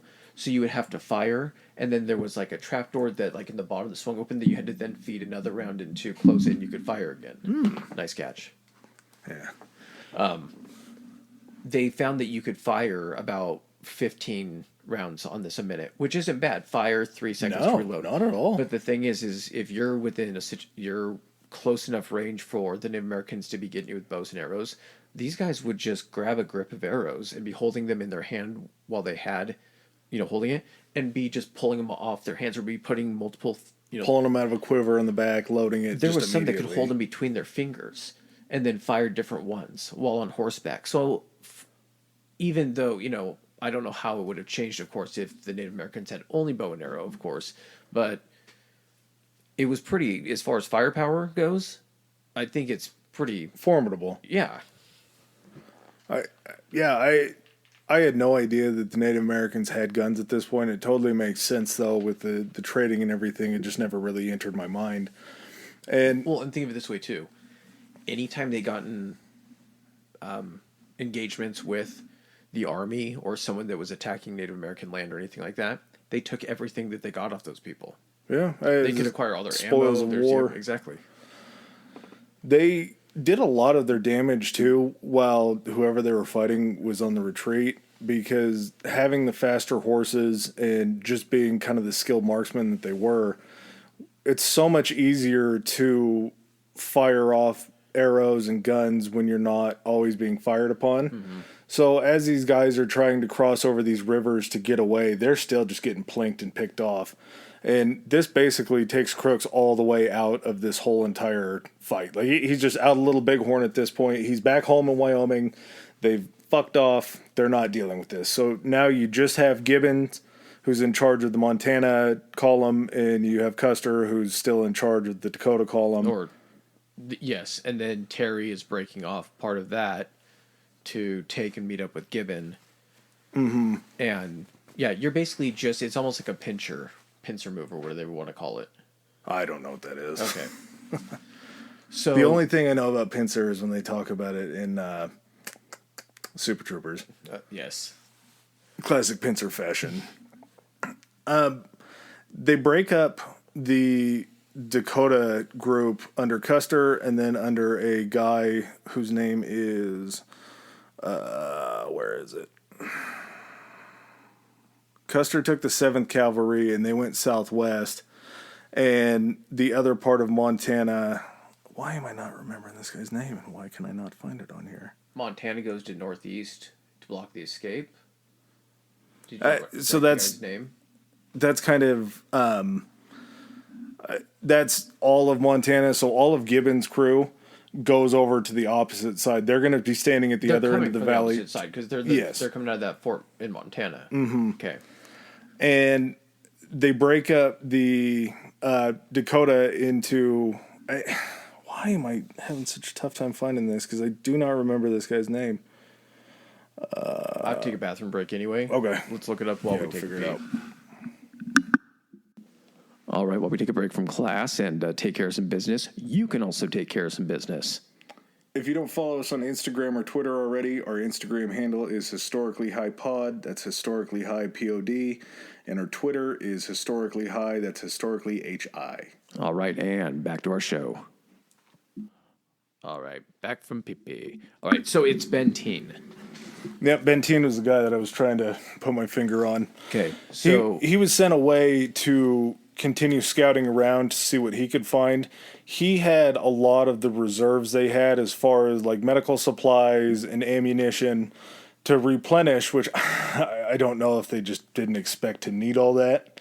And I'm sure had Crook gotten that message out that they were using that many rounds to try to kill that many Native Americans, they probably would have kept that guy closer. Seems like that would have been a good idea. So Custer takes off. Gibbons had already taken all of his people to the other side. Their plan from Terry had gone by boat. I guess he must have been in pretty rough shape because he didn't want to be mounted on a horse or anything like that in battle. So he was out on like a steamship down the, I want to say it was the Yellowstone River. Yes. Yellowstone River, that sounds right. And that's so crazy to think, like, I'm just going to keep taking the steamship. And it was like a good-sized steamship. Yeah, it was like a barge. Yeah. He had a real nice position. I'm sure once he found out what happened, he was probably pretty pumped that he was on the barge and not in battle. Whenever you're reading something and looking into, like, when it tells you what direction they're moving, is it sometimes difficult for you to envision, like, directions and, like, when they describe Constantly. a place? Okay. So I've had the toughest time going through this, and I probably should have looked at a map. I know sort of where the Dakotas are. I know that Wyoming and Montana are both on one side of it. Mm-hmm. Little Bighorn is in Montana. Oh, is it? Yes. Okay, so coming from the Dakotas, they would have been able to come from the east side. Yes. Okay. So how it describes it is, and I know I keep going back to this, so basically Terry's like, peace out. I'm tired of hanging out with your asses. I'm going to go meet up with Gibbon. We're going to be the blocking force. We're going to wait for you to flush them out, and then they're going to run into us. You, meaning Custer and Benteen, You guys are going to go essentially south, and we're going to then try to kind of have them sandwiched between us. So the directions kind of sound weird when they're talking about it. There was the southwest, which they were attacking from that side. The northeast was the side that was supposed to hold them in. Mm-hmm. And essentially, there's also like a river that's separating the U.S. Army from the. But again, there's places where they can cross and get their troops across. Well, that was a lot of kind of what fucked them up. Was there were certain rivers where they would try to get across, and they would send a few guys out to see if you could ford it, or And in the beginning, they were having a lot of trouble because coming through before this is still June, winter, man. Well, not winter, but you have all the runoff from the mountains that are going down the river. I know, but this is still like in. There's still snowstorms. Yeah, but it's still warm enough that it's sending so much water I'm not talking from about the mountains. that. I'm talking about you're having to walk your horses, and potentially if you have any type of. Well, I don't know if they have any infantry with them. I think they all did. They did, because that's what happened before they split. Before Terry splits them up into groups, he goes, "Hey, Custer, would you like to take the 5th Cavalry with you?" And he's like, "No, I'm good. 7th is good." Yeah, he's like, "The 7th's fine." He's like, his whole idea was that he's this fucking war celebrity, and he's like, "What, you mean you're trying to kind of hone in on my glory? Because you know that the 7th is going to take care of this, and I'm not going to have you say, well, it was only because I provided assistance." He's like, "We don't need your help." Then he offers him, I want to say, a bunch of infantry troops and like 6 Gatling guns. And he's like, "No, I'm not going to take those either," which that's actually, there's some actual thought behind that, because the Gatling guns he had served in the Civil War, he saw their performance, and while they could be a great asset, they were almost a hindrance in the fact that you had to tow them. You had to move them. Yeah, and they were on like a trailer that was towed by horses and everything. There were 6 of them. Plus, if you took the infantry along with that, you were only going as fast as guys could walk. The reason, though, you would decline the 5th Cavalry to give you more fast-moving support was just fucking ego-based, because he's an asshole. The other thing that really fucked them up was their just complete non-understanding of when you would set up a camp, you would be able to see where this camp was strategically placed, because where they were doing their cooking and they were starting their fires, you could see that smoke from miles away.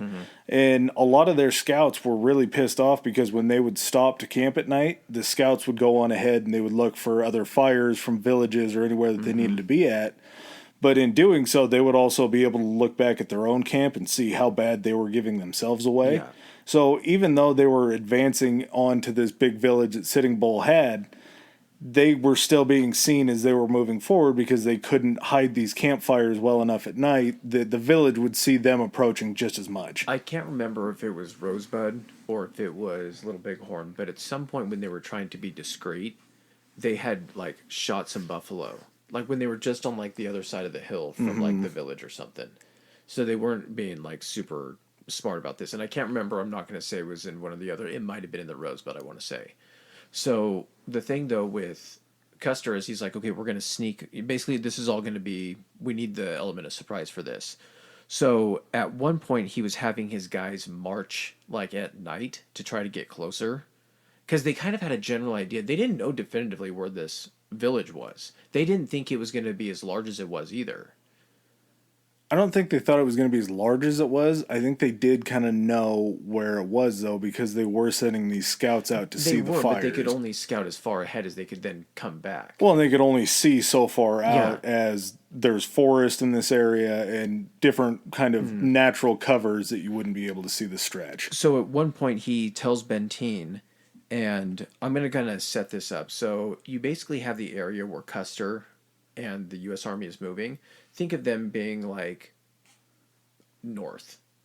And then the entire village for, all of the Native American Alliance is directly south. And right in the middle, cutting across, is the winding Little Bighorn River.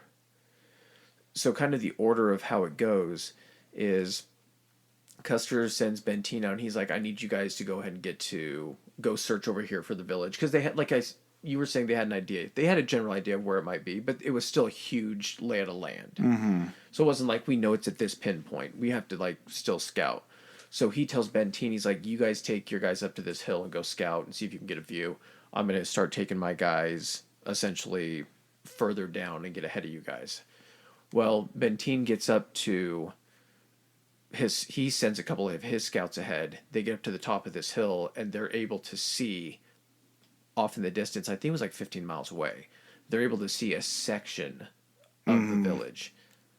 And so Benteen sees that, and Custer's already riding ahead. And again, Benteen and Custer don't like each other. There's a lot of this. There's a lot of animosity toward Custer with his whole, like, I have my own family in here, like in command positions when they shouldn't be, a lot of nepotism. So guys that weren't in his circle, not exactly his biggest fan. So Benteen takes his time catching back up and just kind of starts walking back down the hill at a nice leisurely pace while Custard goes up ahead. He eventually gets within sight of, is it like chimney smoke or dust, where he can tell that there's like a large it's the cook fires. It's all the fires Yeah. that are in the village that are sending up, and these scouts are going and standing on top of these ridges, and they can see down into the valley. They can see exactly where these fires are coming from, and they're going back to report to him.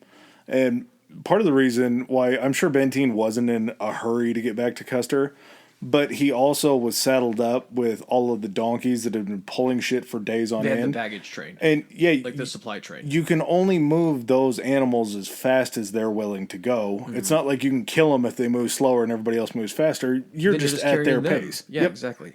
Well, at this point too, so like Reno gets sent like on the other side of Benteen to attack like from the east. So Reno gets his orders directly from Custer. Yes, he's like, you're going to go this way and you're going to attack from this side. And he tells Reno, you're going to have the full support of all of us behind you as well. And so if you're looking at a clock, that's the easiest way I think the order of battle is. Benteen is like at 3 o'clock. Custer is at 10 or 11. Reno's like at 5 o'clock. And at 6, 7, 8 is the Native American Alliance. So Reno ends up being the first one to get up like to the village. And I don't know at this point if he just starts firing if someone raises an alarm or kind of what happens, but before he knows it, he's getting the shit kicked out of him. Like the Warriors, like they thought they were just going to show up, maybe fire a few shots, and all of a sudden the Warriors were going to be running away. And that's not what happened. So when they get up, they get around a bend of trees, and he sends out a right flank of his soldiers to the right-hand side of him. As they're coming around this bend of trees, they see this village right front and center with them. He sends out his left flank of Native Americans that they had the Crows and the other that were with him. And they were supposed to be his left flank, but he didn't have the benefit of having the trees like he did on the right-hand side. So they start volleying shots into this village. They're killing a few women and children. And, obviously we don't know the resistance that came, but the way that I want to think of it as, after they got a few kills in, it was just a barrage of fighters that had come out to meet them on the battlefield. Like it was basically like they were throwing rocks at a beehive, and then as soon as the swarm realized that the beehive was under attack, they just full on came at them. And I think they had kind of gone away from, they saw what worked at Rosebud, so they went on the attack like they did at Rosebud. It was just a straight out mass attack. They weren't running these pincer moves or anything like that you were talking about. It was just your line against our line. Native Americans were firing arrows, they were firing guns, ended up really getting a better jump on them, because I want to say it was what was it? Reno had only had maybe a couple hundred guys with him. Yeah, that's what I'm actually looking for right now, is to find out how many they had. Because I know that they had altogether was 700. And I know that Custer took the main group with him. He had the largest group, and his was like 200. So it couldn't have been So I think a shitload. I want to say Reno had like 120. And then I want to say Benteen had something similar to that. And then there was also, yeah, I think that was it. So it was divided where it was more heavy for Custer, and then the other two groups were smaller. So Reno basically has to have his guys get into a like a dismount and then mount again type situation where he's trying to get guys to like fire and be able to go ahead and pull shots and kind of do after he starts getting his ass kicked like a strategic retreat and trying to keep some of his guys. He gets the yips at this point because I want to say it was somewhere around 1,000 warriors were coming towards what they had. Oh yeah, and did you hear what the part that really sent him over the edge was? Trying to get back over the river. No, so he had this guy that he was friends with. Oh, a scout that's right. That was yeah, the Akira Arikara scout. His name was Bloody Knife.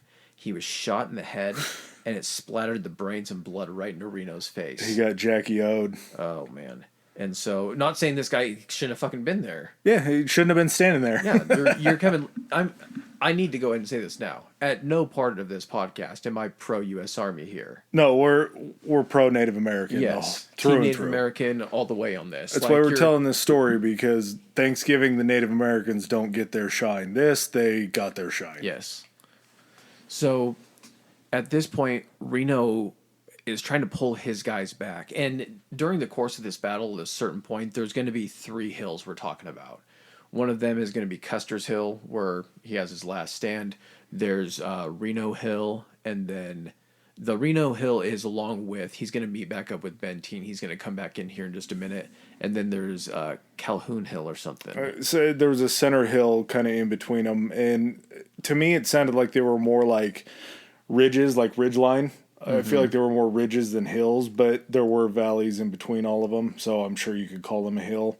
Yeah, and I mean, some of these are also like, so, close enough to see what's going on or to kind of have an idea, but too far to help each other. So like half mile away. You're hearing the gunshots ring out pretty clearly, but you don't know. You're not in a supporting position where even if you wanted help, they'd all be dead by the time you got there. And you don't know if the gunfire is coming from your side or their side. So Reno ends up getting chased back up the hill, and as they're retreating, they're just getting picked off left and right again because they have to cross back through. I'm not sure if it was the Little Bighorn or what river it was. They had to, what was that fancy word you use, ford? Ford back across the river? Yeah, something like, ford the river, I guess. No, is fording the river where you... I don't fucking know. That's where you go across it, and then... I'm trying to think Oregon Trail. You forded the river, you went across it, right? Maybe. Okay. Could be. As they were trying to get back through, the Native Americans were literally shooting them in the water or getting down in and pulling them back across. Like it was a major impediment for them to try to get away. Oh, yeah. So as they're taking casualties back there, Reno ends up scurrying to the top of the hill, and they get enough of a strategic position to where they can kind of fan out along the hill for a little bit of protection. Benteen. So Benteen has been kind of taking his time. Custer has sent back like a runner a couple different times, basically being like, hey, we need the shit up here. We need all the ammo. We need the extra guys. Let's go right now. They're not good notes, though. Like, No. they're written in a way to where it's you don't know if they need help because they're on the offensive or because they need help that they found someone, or it's just very ambiguous as to what each one of them means. And here's the thing. During this time when he's telling Benteen to come up, this isn't really even when Custer is under attack. The Native Americans haven't really kind of focused their attention on him yet. The one that got closest and first engaged was Reno's group, and so they're just like all focused on them. As soon as Reno's group gets chased up the hill, Benteen's group is finally meeting up with them, and that's where they set up on their hill. And Benteen's like, what the fuck happened to you guys? He's like, we've been getting the shit kicked out of us. You're not going to believe this if I tell you. Benteen is like, okay, well, I'm not fucking going down there. Let's just stay here. Let's dig in and stay here. Defend ourselves, like. And a big part of it was they had gotten the letter, or they had gotten the courier, whatever the shit he was, from Custer saying that Benteen needed to be over there. And Reno's like, no, man, you're here. We're going to wait till your pack train shows up. We're going to fix my guys first before we go find Custer. Like, let's get us good before we go find Custer. And a large group that had chased Reno up the hill had then branched off. So they were still coming up and attacking on Reno at that point, but a large group had cut off and gone, maybe west, north, some shit like that. and Just they say could toward the fighting or away from the fighting. they went towards the large group of warriors went towards the fighting that was going on after they had chased Reno up the hill. So That they was branched off. They were going to Custer's side. So basically, how it works, if I'm talking the clock again, that's the easiest way I can do. Does it make sense when I do that? No, but that's Look at the it'll make sense to people smarter than me. Okay, so look at the act like you're looking at the face of a clock. So what happens Analog. is the center of the clock is the center of the picture. Noon. Okay? Custer's group is like at 11 o'clock, and when Reno gets attacked, they're all the way at like the 4 o'clock position, all the way across this battlefield on the other side of the village. Custer tries to circle around, stays on the opposite side of the river from the village, and as soon as they're done with Reno, all of them pivot, cross the river, and go to attack Custer, coming from like kind of south.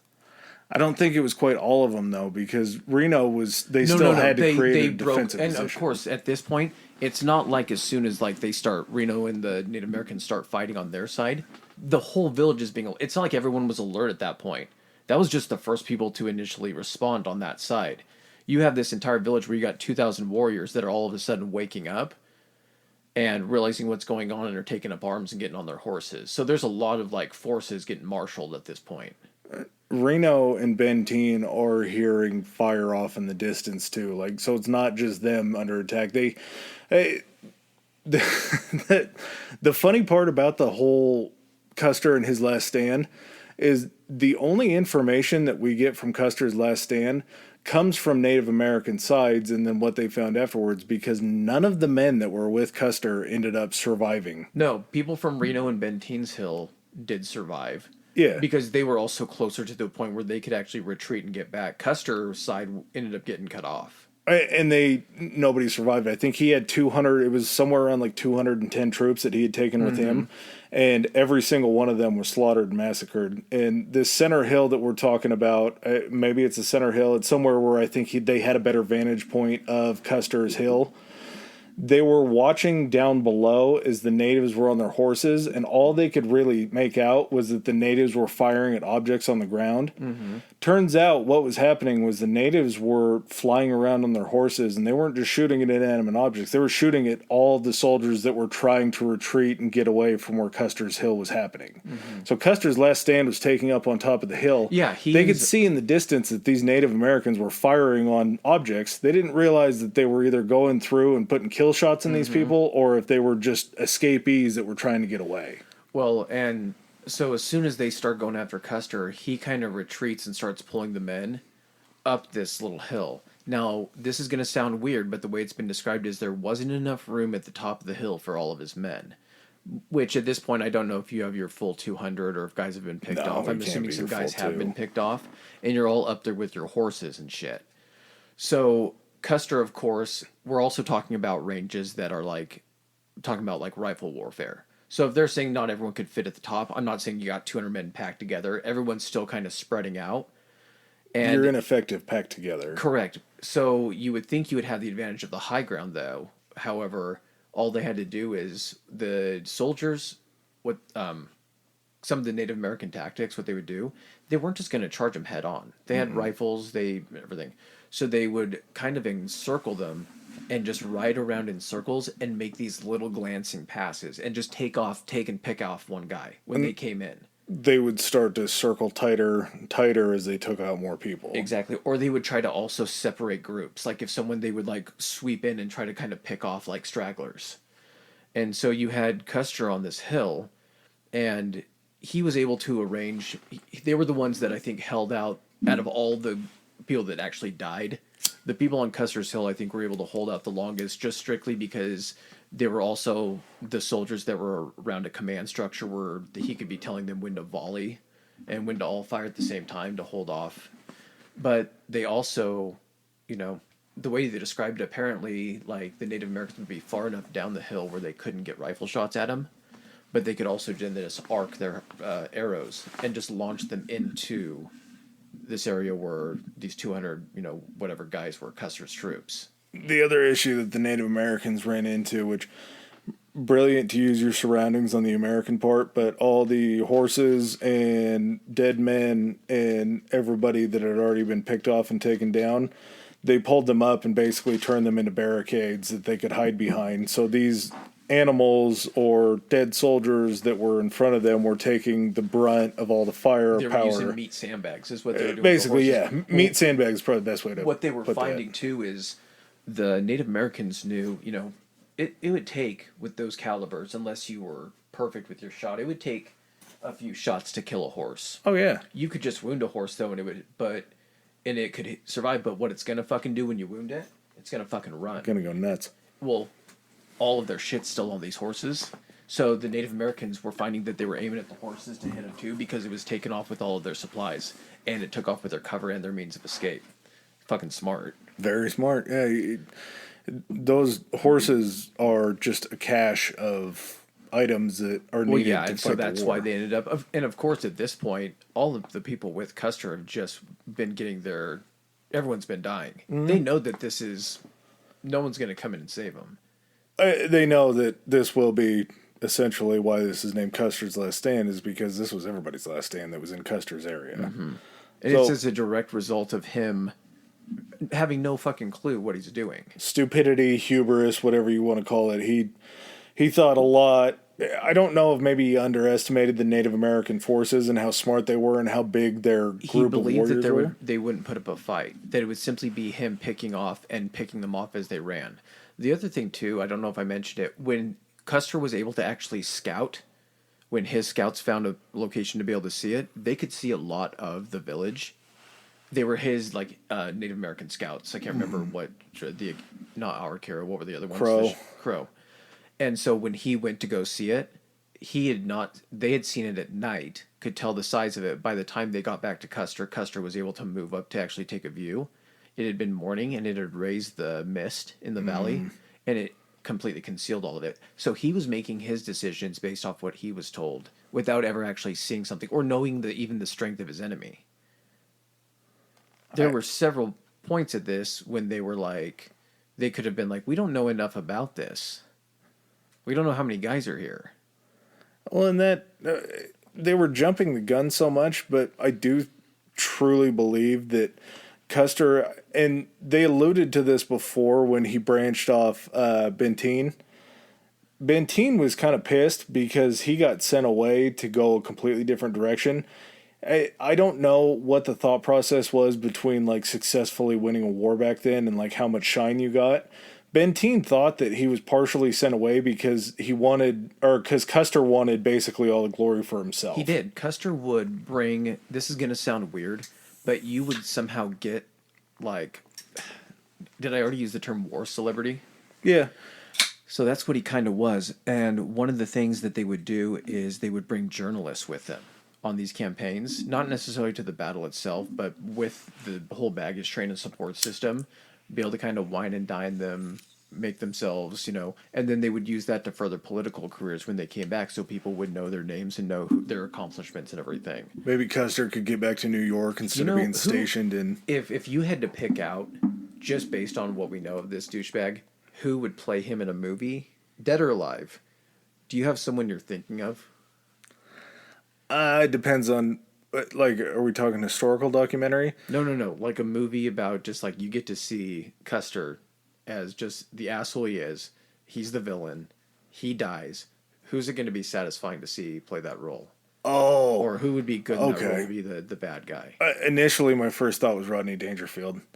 As far as just somebody who's a bumbling idiot that thought that they were going to get the jump on somebody. I would assume that... Hey, with these Native Americans shooting at me, I can't get no respect. Like that? Yeah. No. Come on. I think that would be that way. I would say if it was more of a serious thing. I want to be you're clapping when he dies. That kind of movie. This is going to sound weird, but I somehow see blonde, long-haired Patrick Swayze. And I know he's not usually the bad guy, but just being able to play such a douche. Kind of like he plays almost like an overconfident version of Bodhi from Point Break. I just immediately see a portly gentleman, a fat man.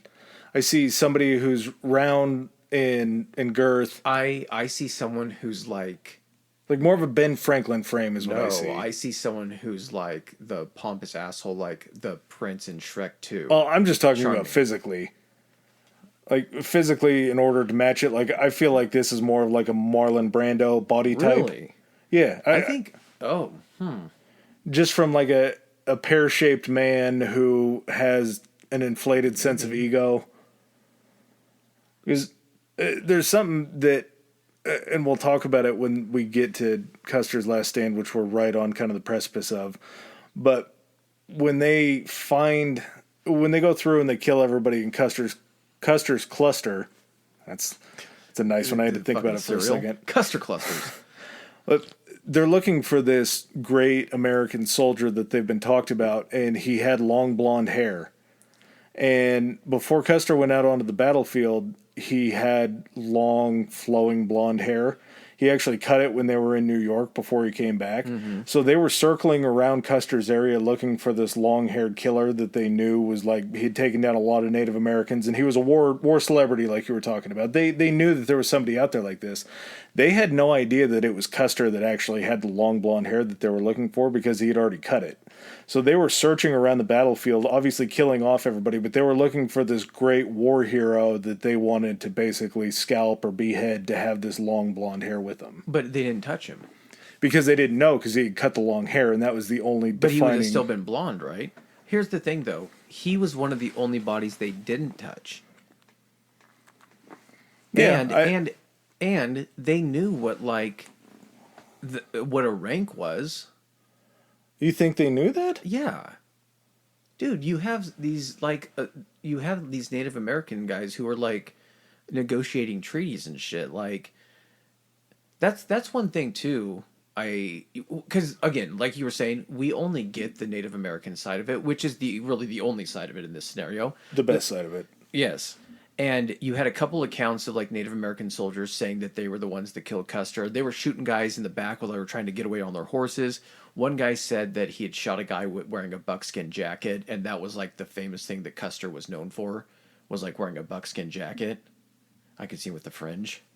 Maybe that's why I think that he was a thick boy. Yeah. But they ended up finding him. Go ahead and get into the Last Stand, and then I'll kind of get into what the information was, how they, like, got his body and, like, kind of what happened to it. Okay. Because everybody else's body got fucked up. And just to push back on kind of what you were talking about as far as him kind of not being messed with, he didn't get mutilated like a lot of them did. But so when Custer was found afterwards, they knew that he had maybe taken... A lot of it was a question of, like, did he just run or did he actually try to fight? And they believe that he actually did try to fight because, like I was talking about earlier, all of his infantrymen and everybody had brass shell casings for their weaponry. Well, he didn't have any. And he had his cavalry guys. They were all cavalry. What word did I use? Infantry? Infantry. I just said all of his soldiers. Yeah, soldiers. Okay. They all had brass casings, and he had nickel-plated casings that he used in his guns. So I don't know if it was like he had, if he wanted different ammo. It was a Could status be, yeah, shit. Totally status. Because look how they look. One is all kind of dull, doesn't have a finish. You got the silver on your belt loops and everything. Mm-hmm. Come on. So he had a Springfield rifle like that took these nickel casings. They found nickel casings around the area where the battle took place, where his last stand took place. So they knew that he had fired that. He also had 2 revolvers that were with him. They think after they found him that there were spent casings in the revolvers. He was found with a gunshot wound, I believe it was in the left abdomen. No, he got shot in the head and in the chest. Well, it was the chest one first. Okay. So when they find him, they see that he has bleeding coming from the chest wound, but the bullet that it must not have been a through and through, but the bullet that entered his head came in from the left side, so they didn't know because they didn't know if he, like, mercy killed himself. But what they found when they looked at him was the mass bleeding came from his chest, and the head wound didn't have any bleeding with it, so it would have been delivered post-mortem. So whether it was a double tap by a Native American or something like that, they knew that it wouldn't been a kill shot for him, because A, he was right-handed, and B, there was no blood, so it would have had to have come after the body had already been deceased. So he didn't get desecrated at all, but he also had They just had to make sure he was dead. Yeah, you always want to make sure that nobody's going to walk away from it. It's the zombie theory. So I mean, honestly, the deal they make out of his last stand. Here's the thing. When you first heard of this and everything, the way that it's presented, Custer's last stand, and the way that you've taken it when you were younger, it's made to sound heroic, right? Mm-hmm. It's made to sound like he's a martyr. Like he fought to the death for no. He was doing something fucking shitty and evil. All for gold. Not only that, but like for his own personal gain. He seems like the type of person who would be doing this shit even if he wasn't in the army. It was just a gold or glory for him instead of actually fighting a good, legitimate fame and fight. Fortune. And like, yeah, just the way it's, that's why they call it the Battle of Greasy Grass. That's why that's what we should call it. It's the Battle of the Greasy Grass. That doesn't get the good search engine though. No, I know it doesn't. But just calling it Custer's Last Stand, the Battle of Little Bighorn, even calling it the Battle of Little Bighorn is good. But Custer's Last Stand made it sound like, he's fucking heroic with a grenade in one hand and a fucking assault rifle in the other and firing at the top of the hill. We don't call World War II Hitler's Last Stand. No. Which maybe it wasn't, but we'll get into that eventually. But yeah, we tell this story as we were the poor, lowly, down and out losers that were taken advantage of and killed by the Native Americans. When in all reality, this story should be that the Native Americans were more American than the Americans by trying to fight and save their land. This was an offensive that was brought on by the American people, and before this had happened, the year before Little Bighorn had happened was the year that had the least amount of Native American and white people deaths. Mm-hmm. It was the least bloody year between Americans and God damn it. It was the least bloody year between white people and Native Americans on record. So it wasn't like they were amping up. It wasn't like there was more fighting and infighting that led to this.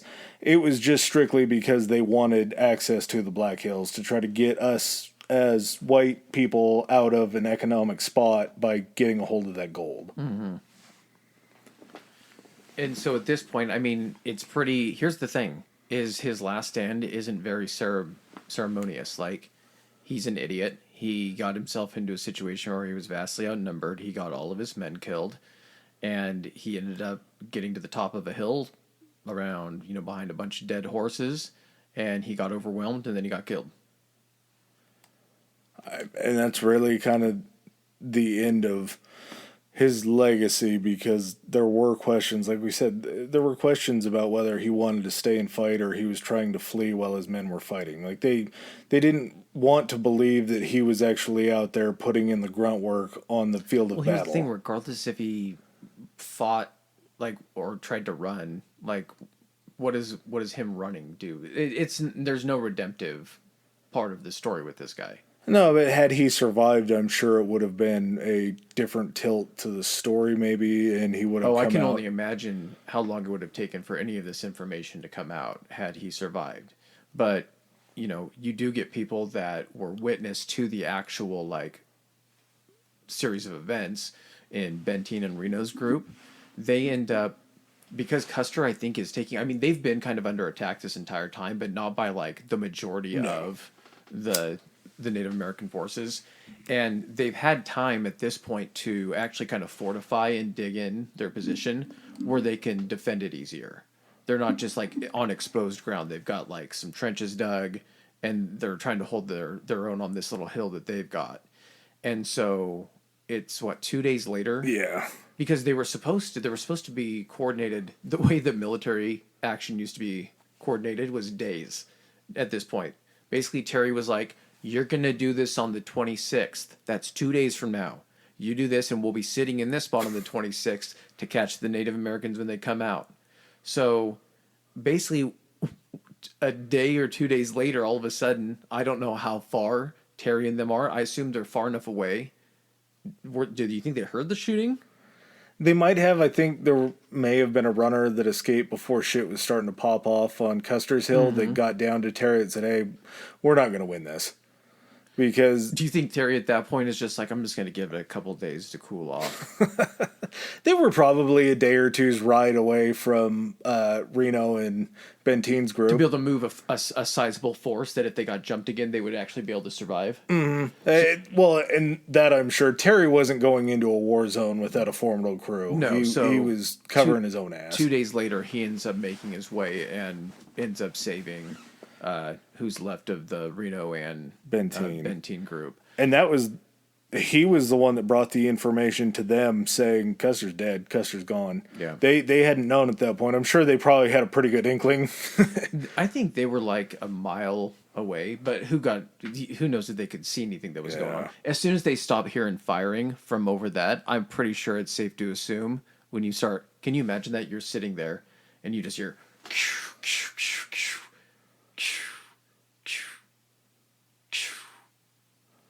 and then it's just, and you're sitting there for a second. It's just nothingness after that. And then you know that it's on you now. They said that they would fight until night, and then once night finally fell, they would be able to hear the Native Americans celebrating at night. Oh, they fucked with them so bad. Like their war cries and shit. So like they would stay like in the grass where they couldn't see him. The soldiers couldn't see him. And they said like their like battle cries were just like sound like dying fucking animals. Blood piercing. And they were just fucking with him and keeping him up, just trying to drive him crazy. Yeah, and again, these were invaders. They came onto their land, so anything is possible, and anything should have been done. I like that anything goes, man. They fucked with them even at night. So after Terry runs into him, says, "This war is not for us. We will not win this." They back out and end up going back to, I'm sure, their forts back in Wyoming or Montana, wherever the fuck they ended up going back to. Not a lot of people going back to Dakota, I don't think. I think Custer's boys were probably pretty well spent. I'm sure everybody that got locked up with Benteen was probably like, cool.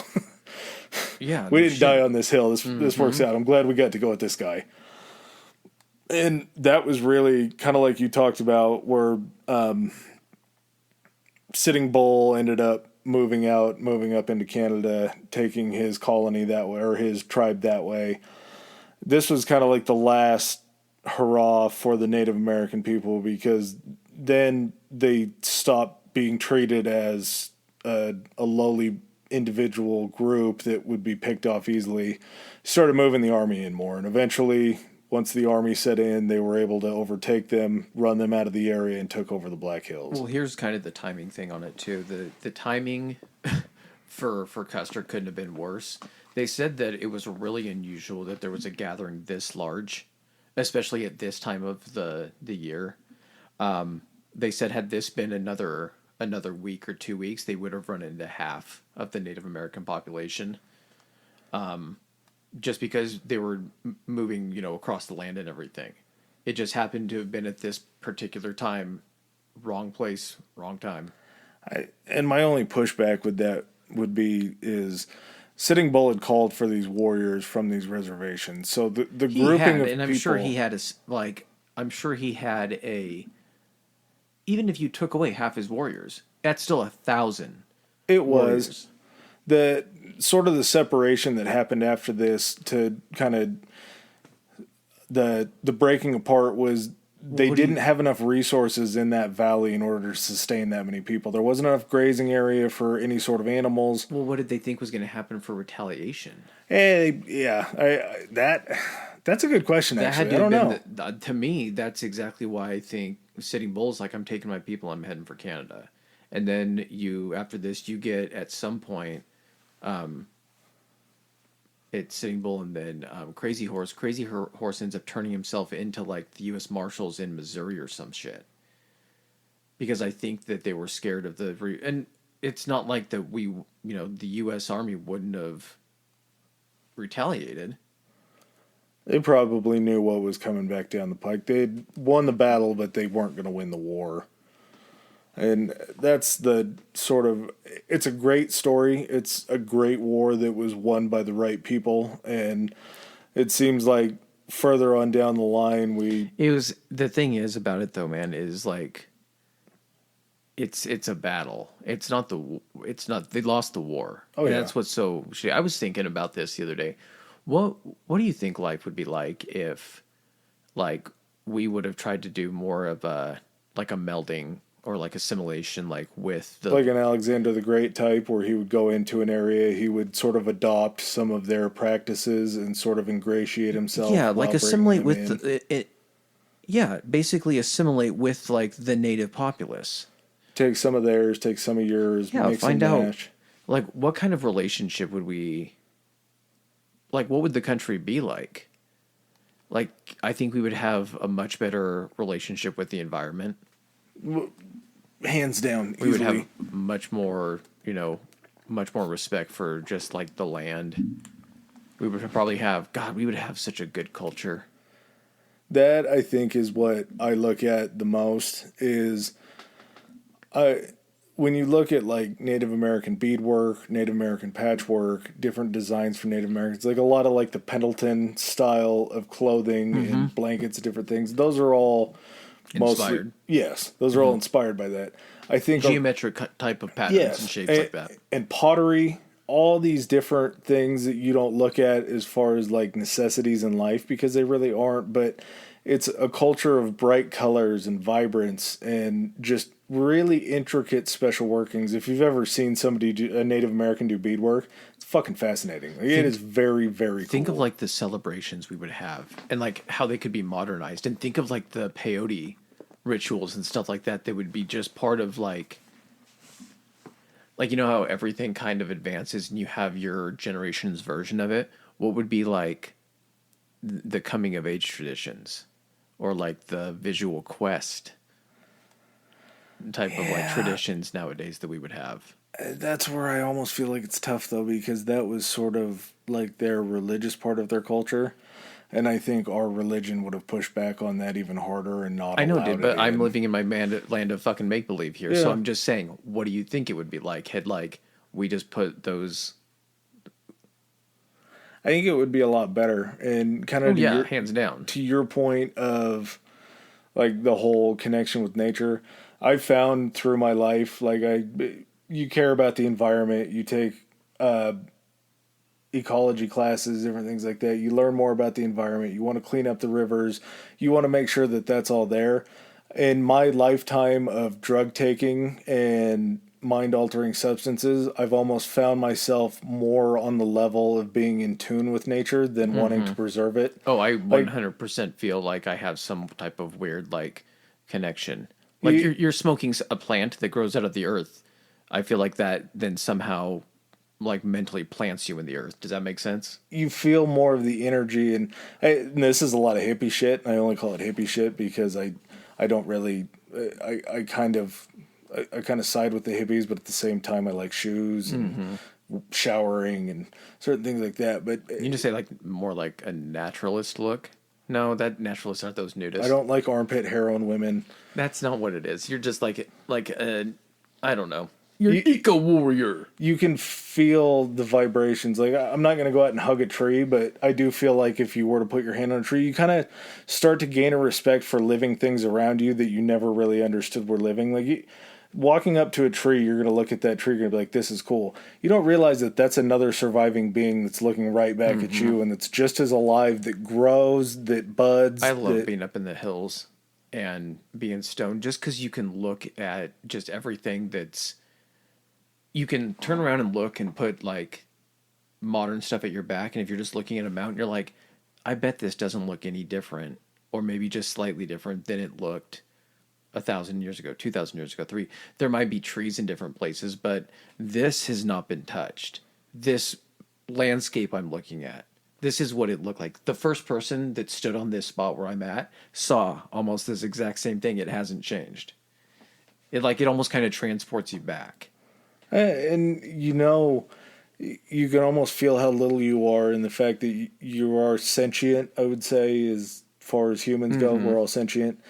those things out there may not be sentient, but they're all alive and they're all living, breathing organisms that all work off of each other in order to create this ecosystem. It's almost like a of bunch of like survival. smaller organisms on one larger one. Because if you do look at a forest, you're like, there's some order to this. Everything Like, works. look at these trees just growing in this section, and then these trees are growing here, and why don't these ones overtake, or how don't? And then you run into invasive species that are brought in by man that end up fucking up these ecosystems. Yeah. There's a reason why they pay like $100 for every boa constrictor that you bring in Florida. It's because that was introduced to an ecosystem to where that thrived and fucked everything else up. That is Same thing with carp in the water. Carp in the water fucks everything else up for every other Yeah. fish because they eat just everything. They're trash fish. those were brought from China, right? As like a food source, like early China. Was that during construction of the railroads? I don't know if it was that or they're just easy to farm for meat. I think, And then they would probably get away from there. They would break out and they would get into the ecosystems and the rivers.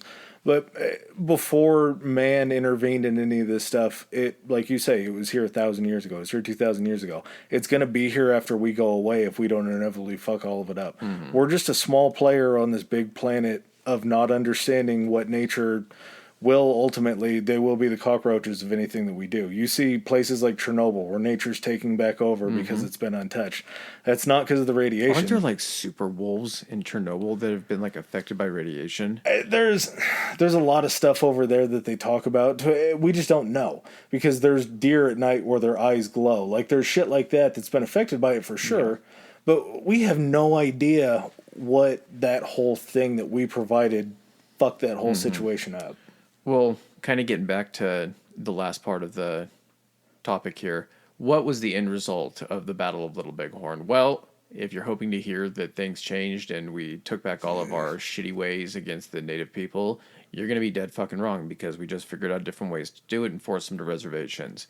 We also did not give them back the Black Hills. What we did is in 1980, all the way to 1980, the Supreme Court finally ruled that they had been taken illegally and that the government was in the wrong and that the Native Americans were actually it was the Sioux, I think the Sioux Nation, was owed. They determined it was $100 million. Which is nothing. Which is nothing. What they did is, and it wasn't like we're going to give you the $100 million and then you're going to get the land back. The $100 million is for the time we had it. No. It was, here's the $100 million. We're not giving you the land back. So what the suit is they have not touched the money in that account. The money sits in the Bureau of Indian Affairs, an account, has not been touched, has accumulated interest, and it's worth, I think, like $1 billion now, or $500 million. And it's like they're like, we don't want we want the fucking land. Yeah, it's not. And this is, I wonder what came to play for them to consider this like a suit that they would want to take up as far as the Supreme Court to offer it.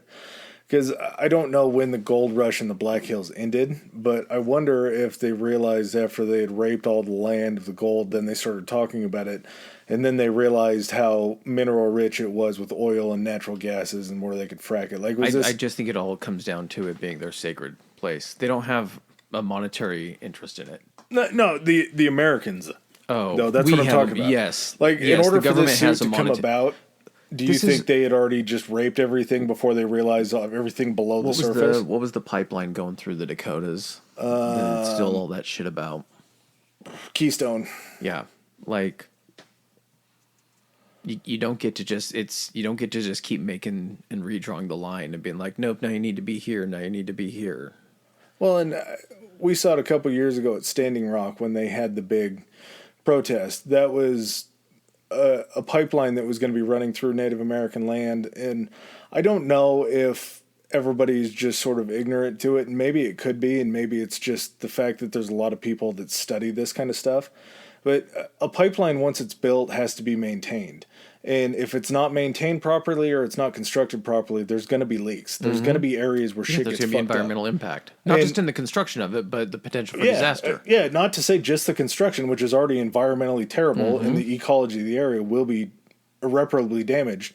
there's also going to be leaks and other things that happen. And these pipelines are running over water supplies for entire reservations.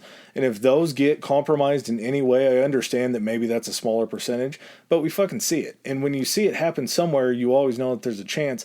Why in the world would you, if somebody came up to you and like, hey, we're going to run a pipeline through your backyard over your water, it might leak into your water and it might slowly kill you. Are you cool with that? No? Okay, well, too fucking bad, because this is what our deal is. You can't eminent domain native lands because these were things that were agreed upon after their lands were taken from them. Like, it drives me fucking nuts when people only see this side of it, and it's the culture built around it of people wanting to be selfish and wanting cheaper gas here, even though it's all sour petroleum or whatever they call it, that we can't refine ourselves. We have to send it other places. They want to feel like that's going to make their lives better, even though it's to the detriment of all the people where these lines run through. I just, there's not a whole lot that gets me hopped up, but this is one thing that fucking kind of pumps me up a little bit. Happy Thanksgiving. Yeah.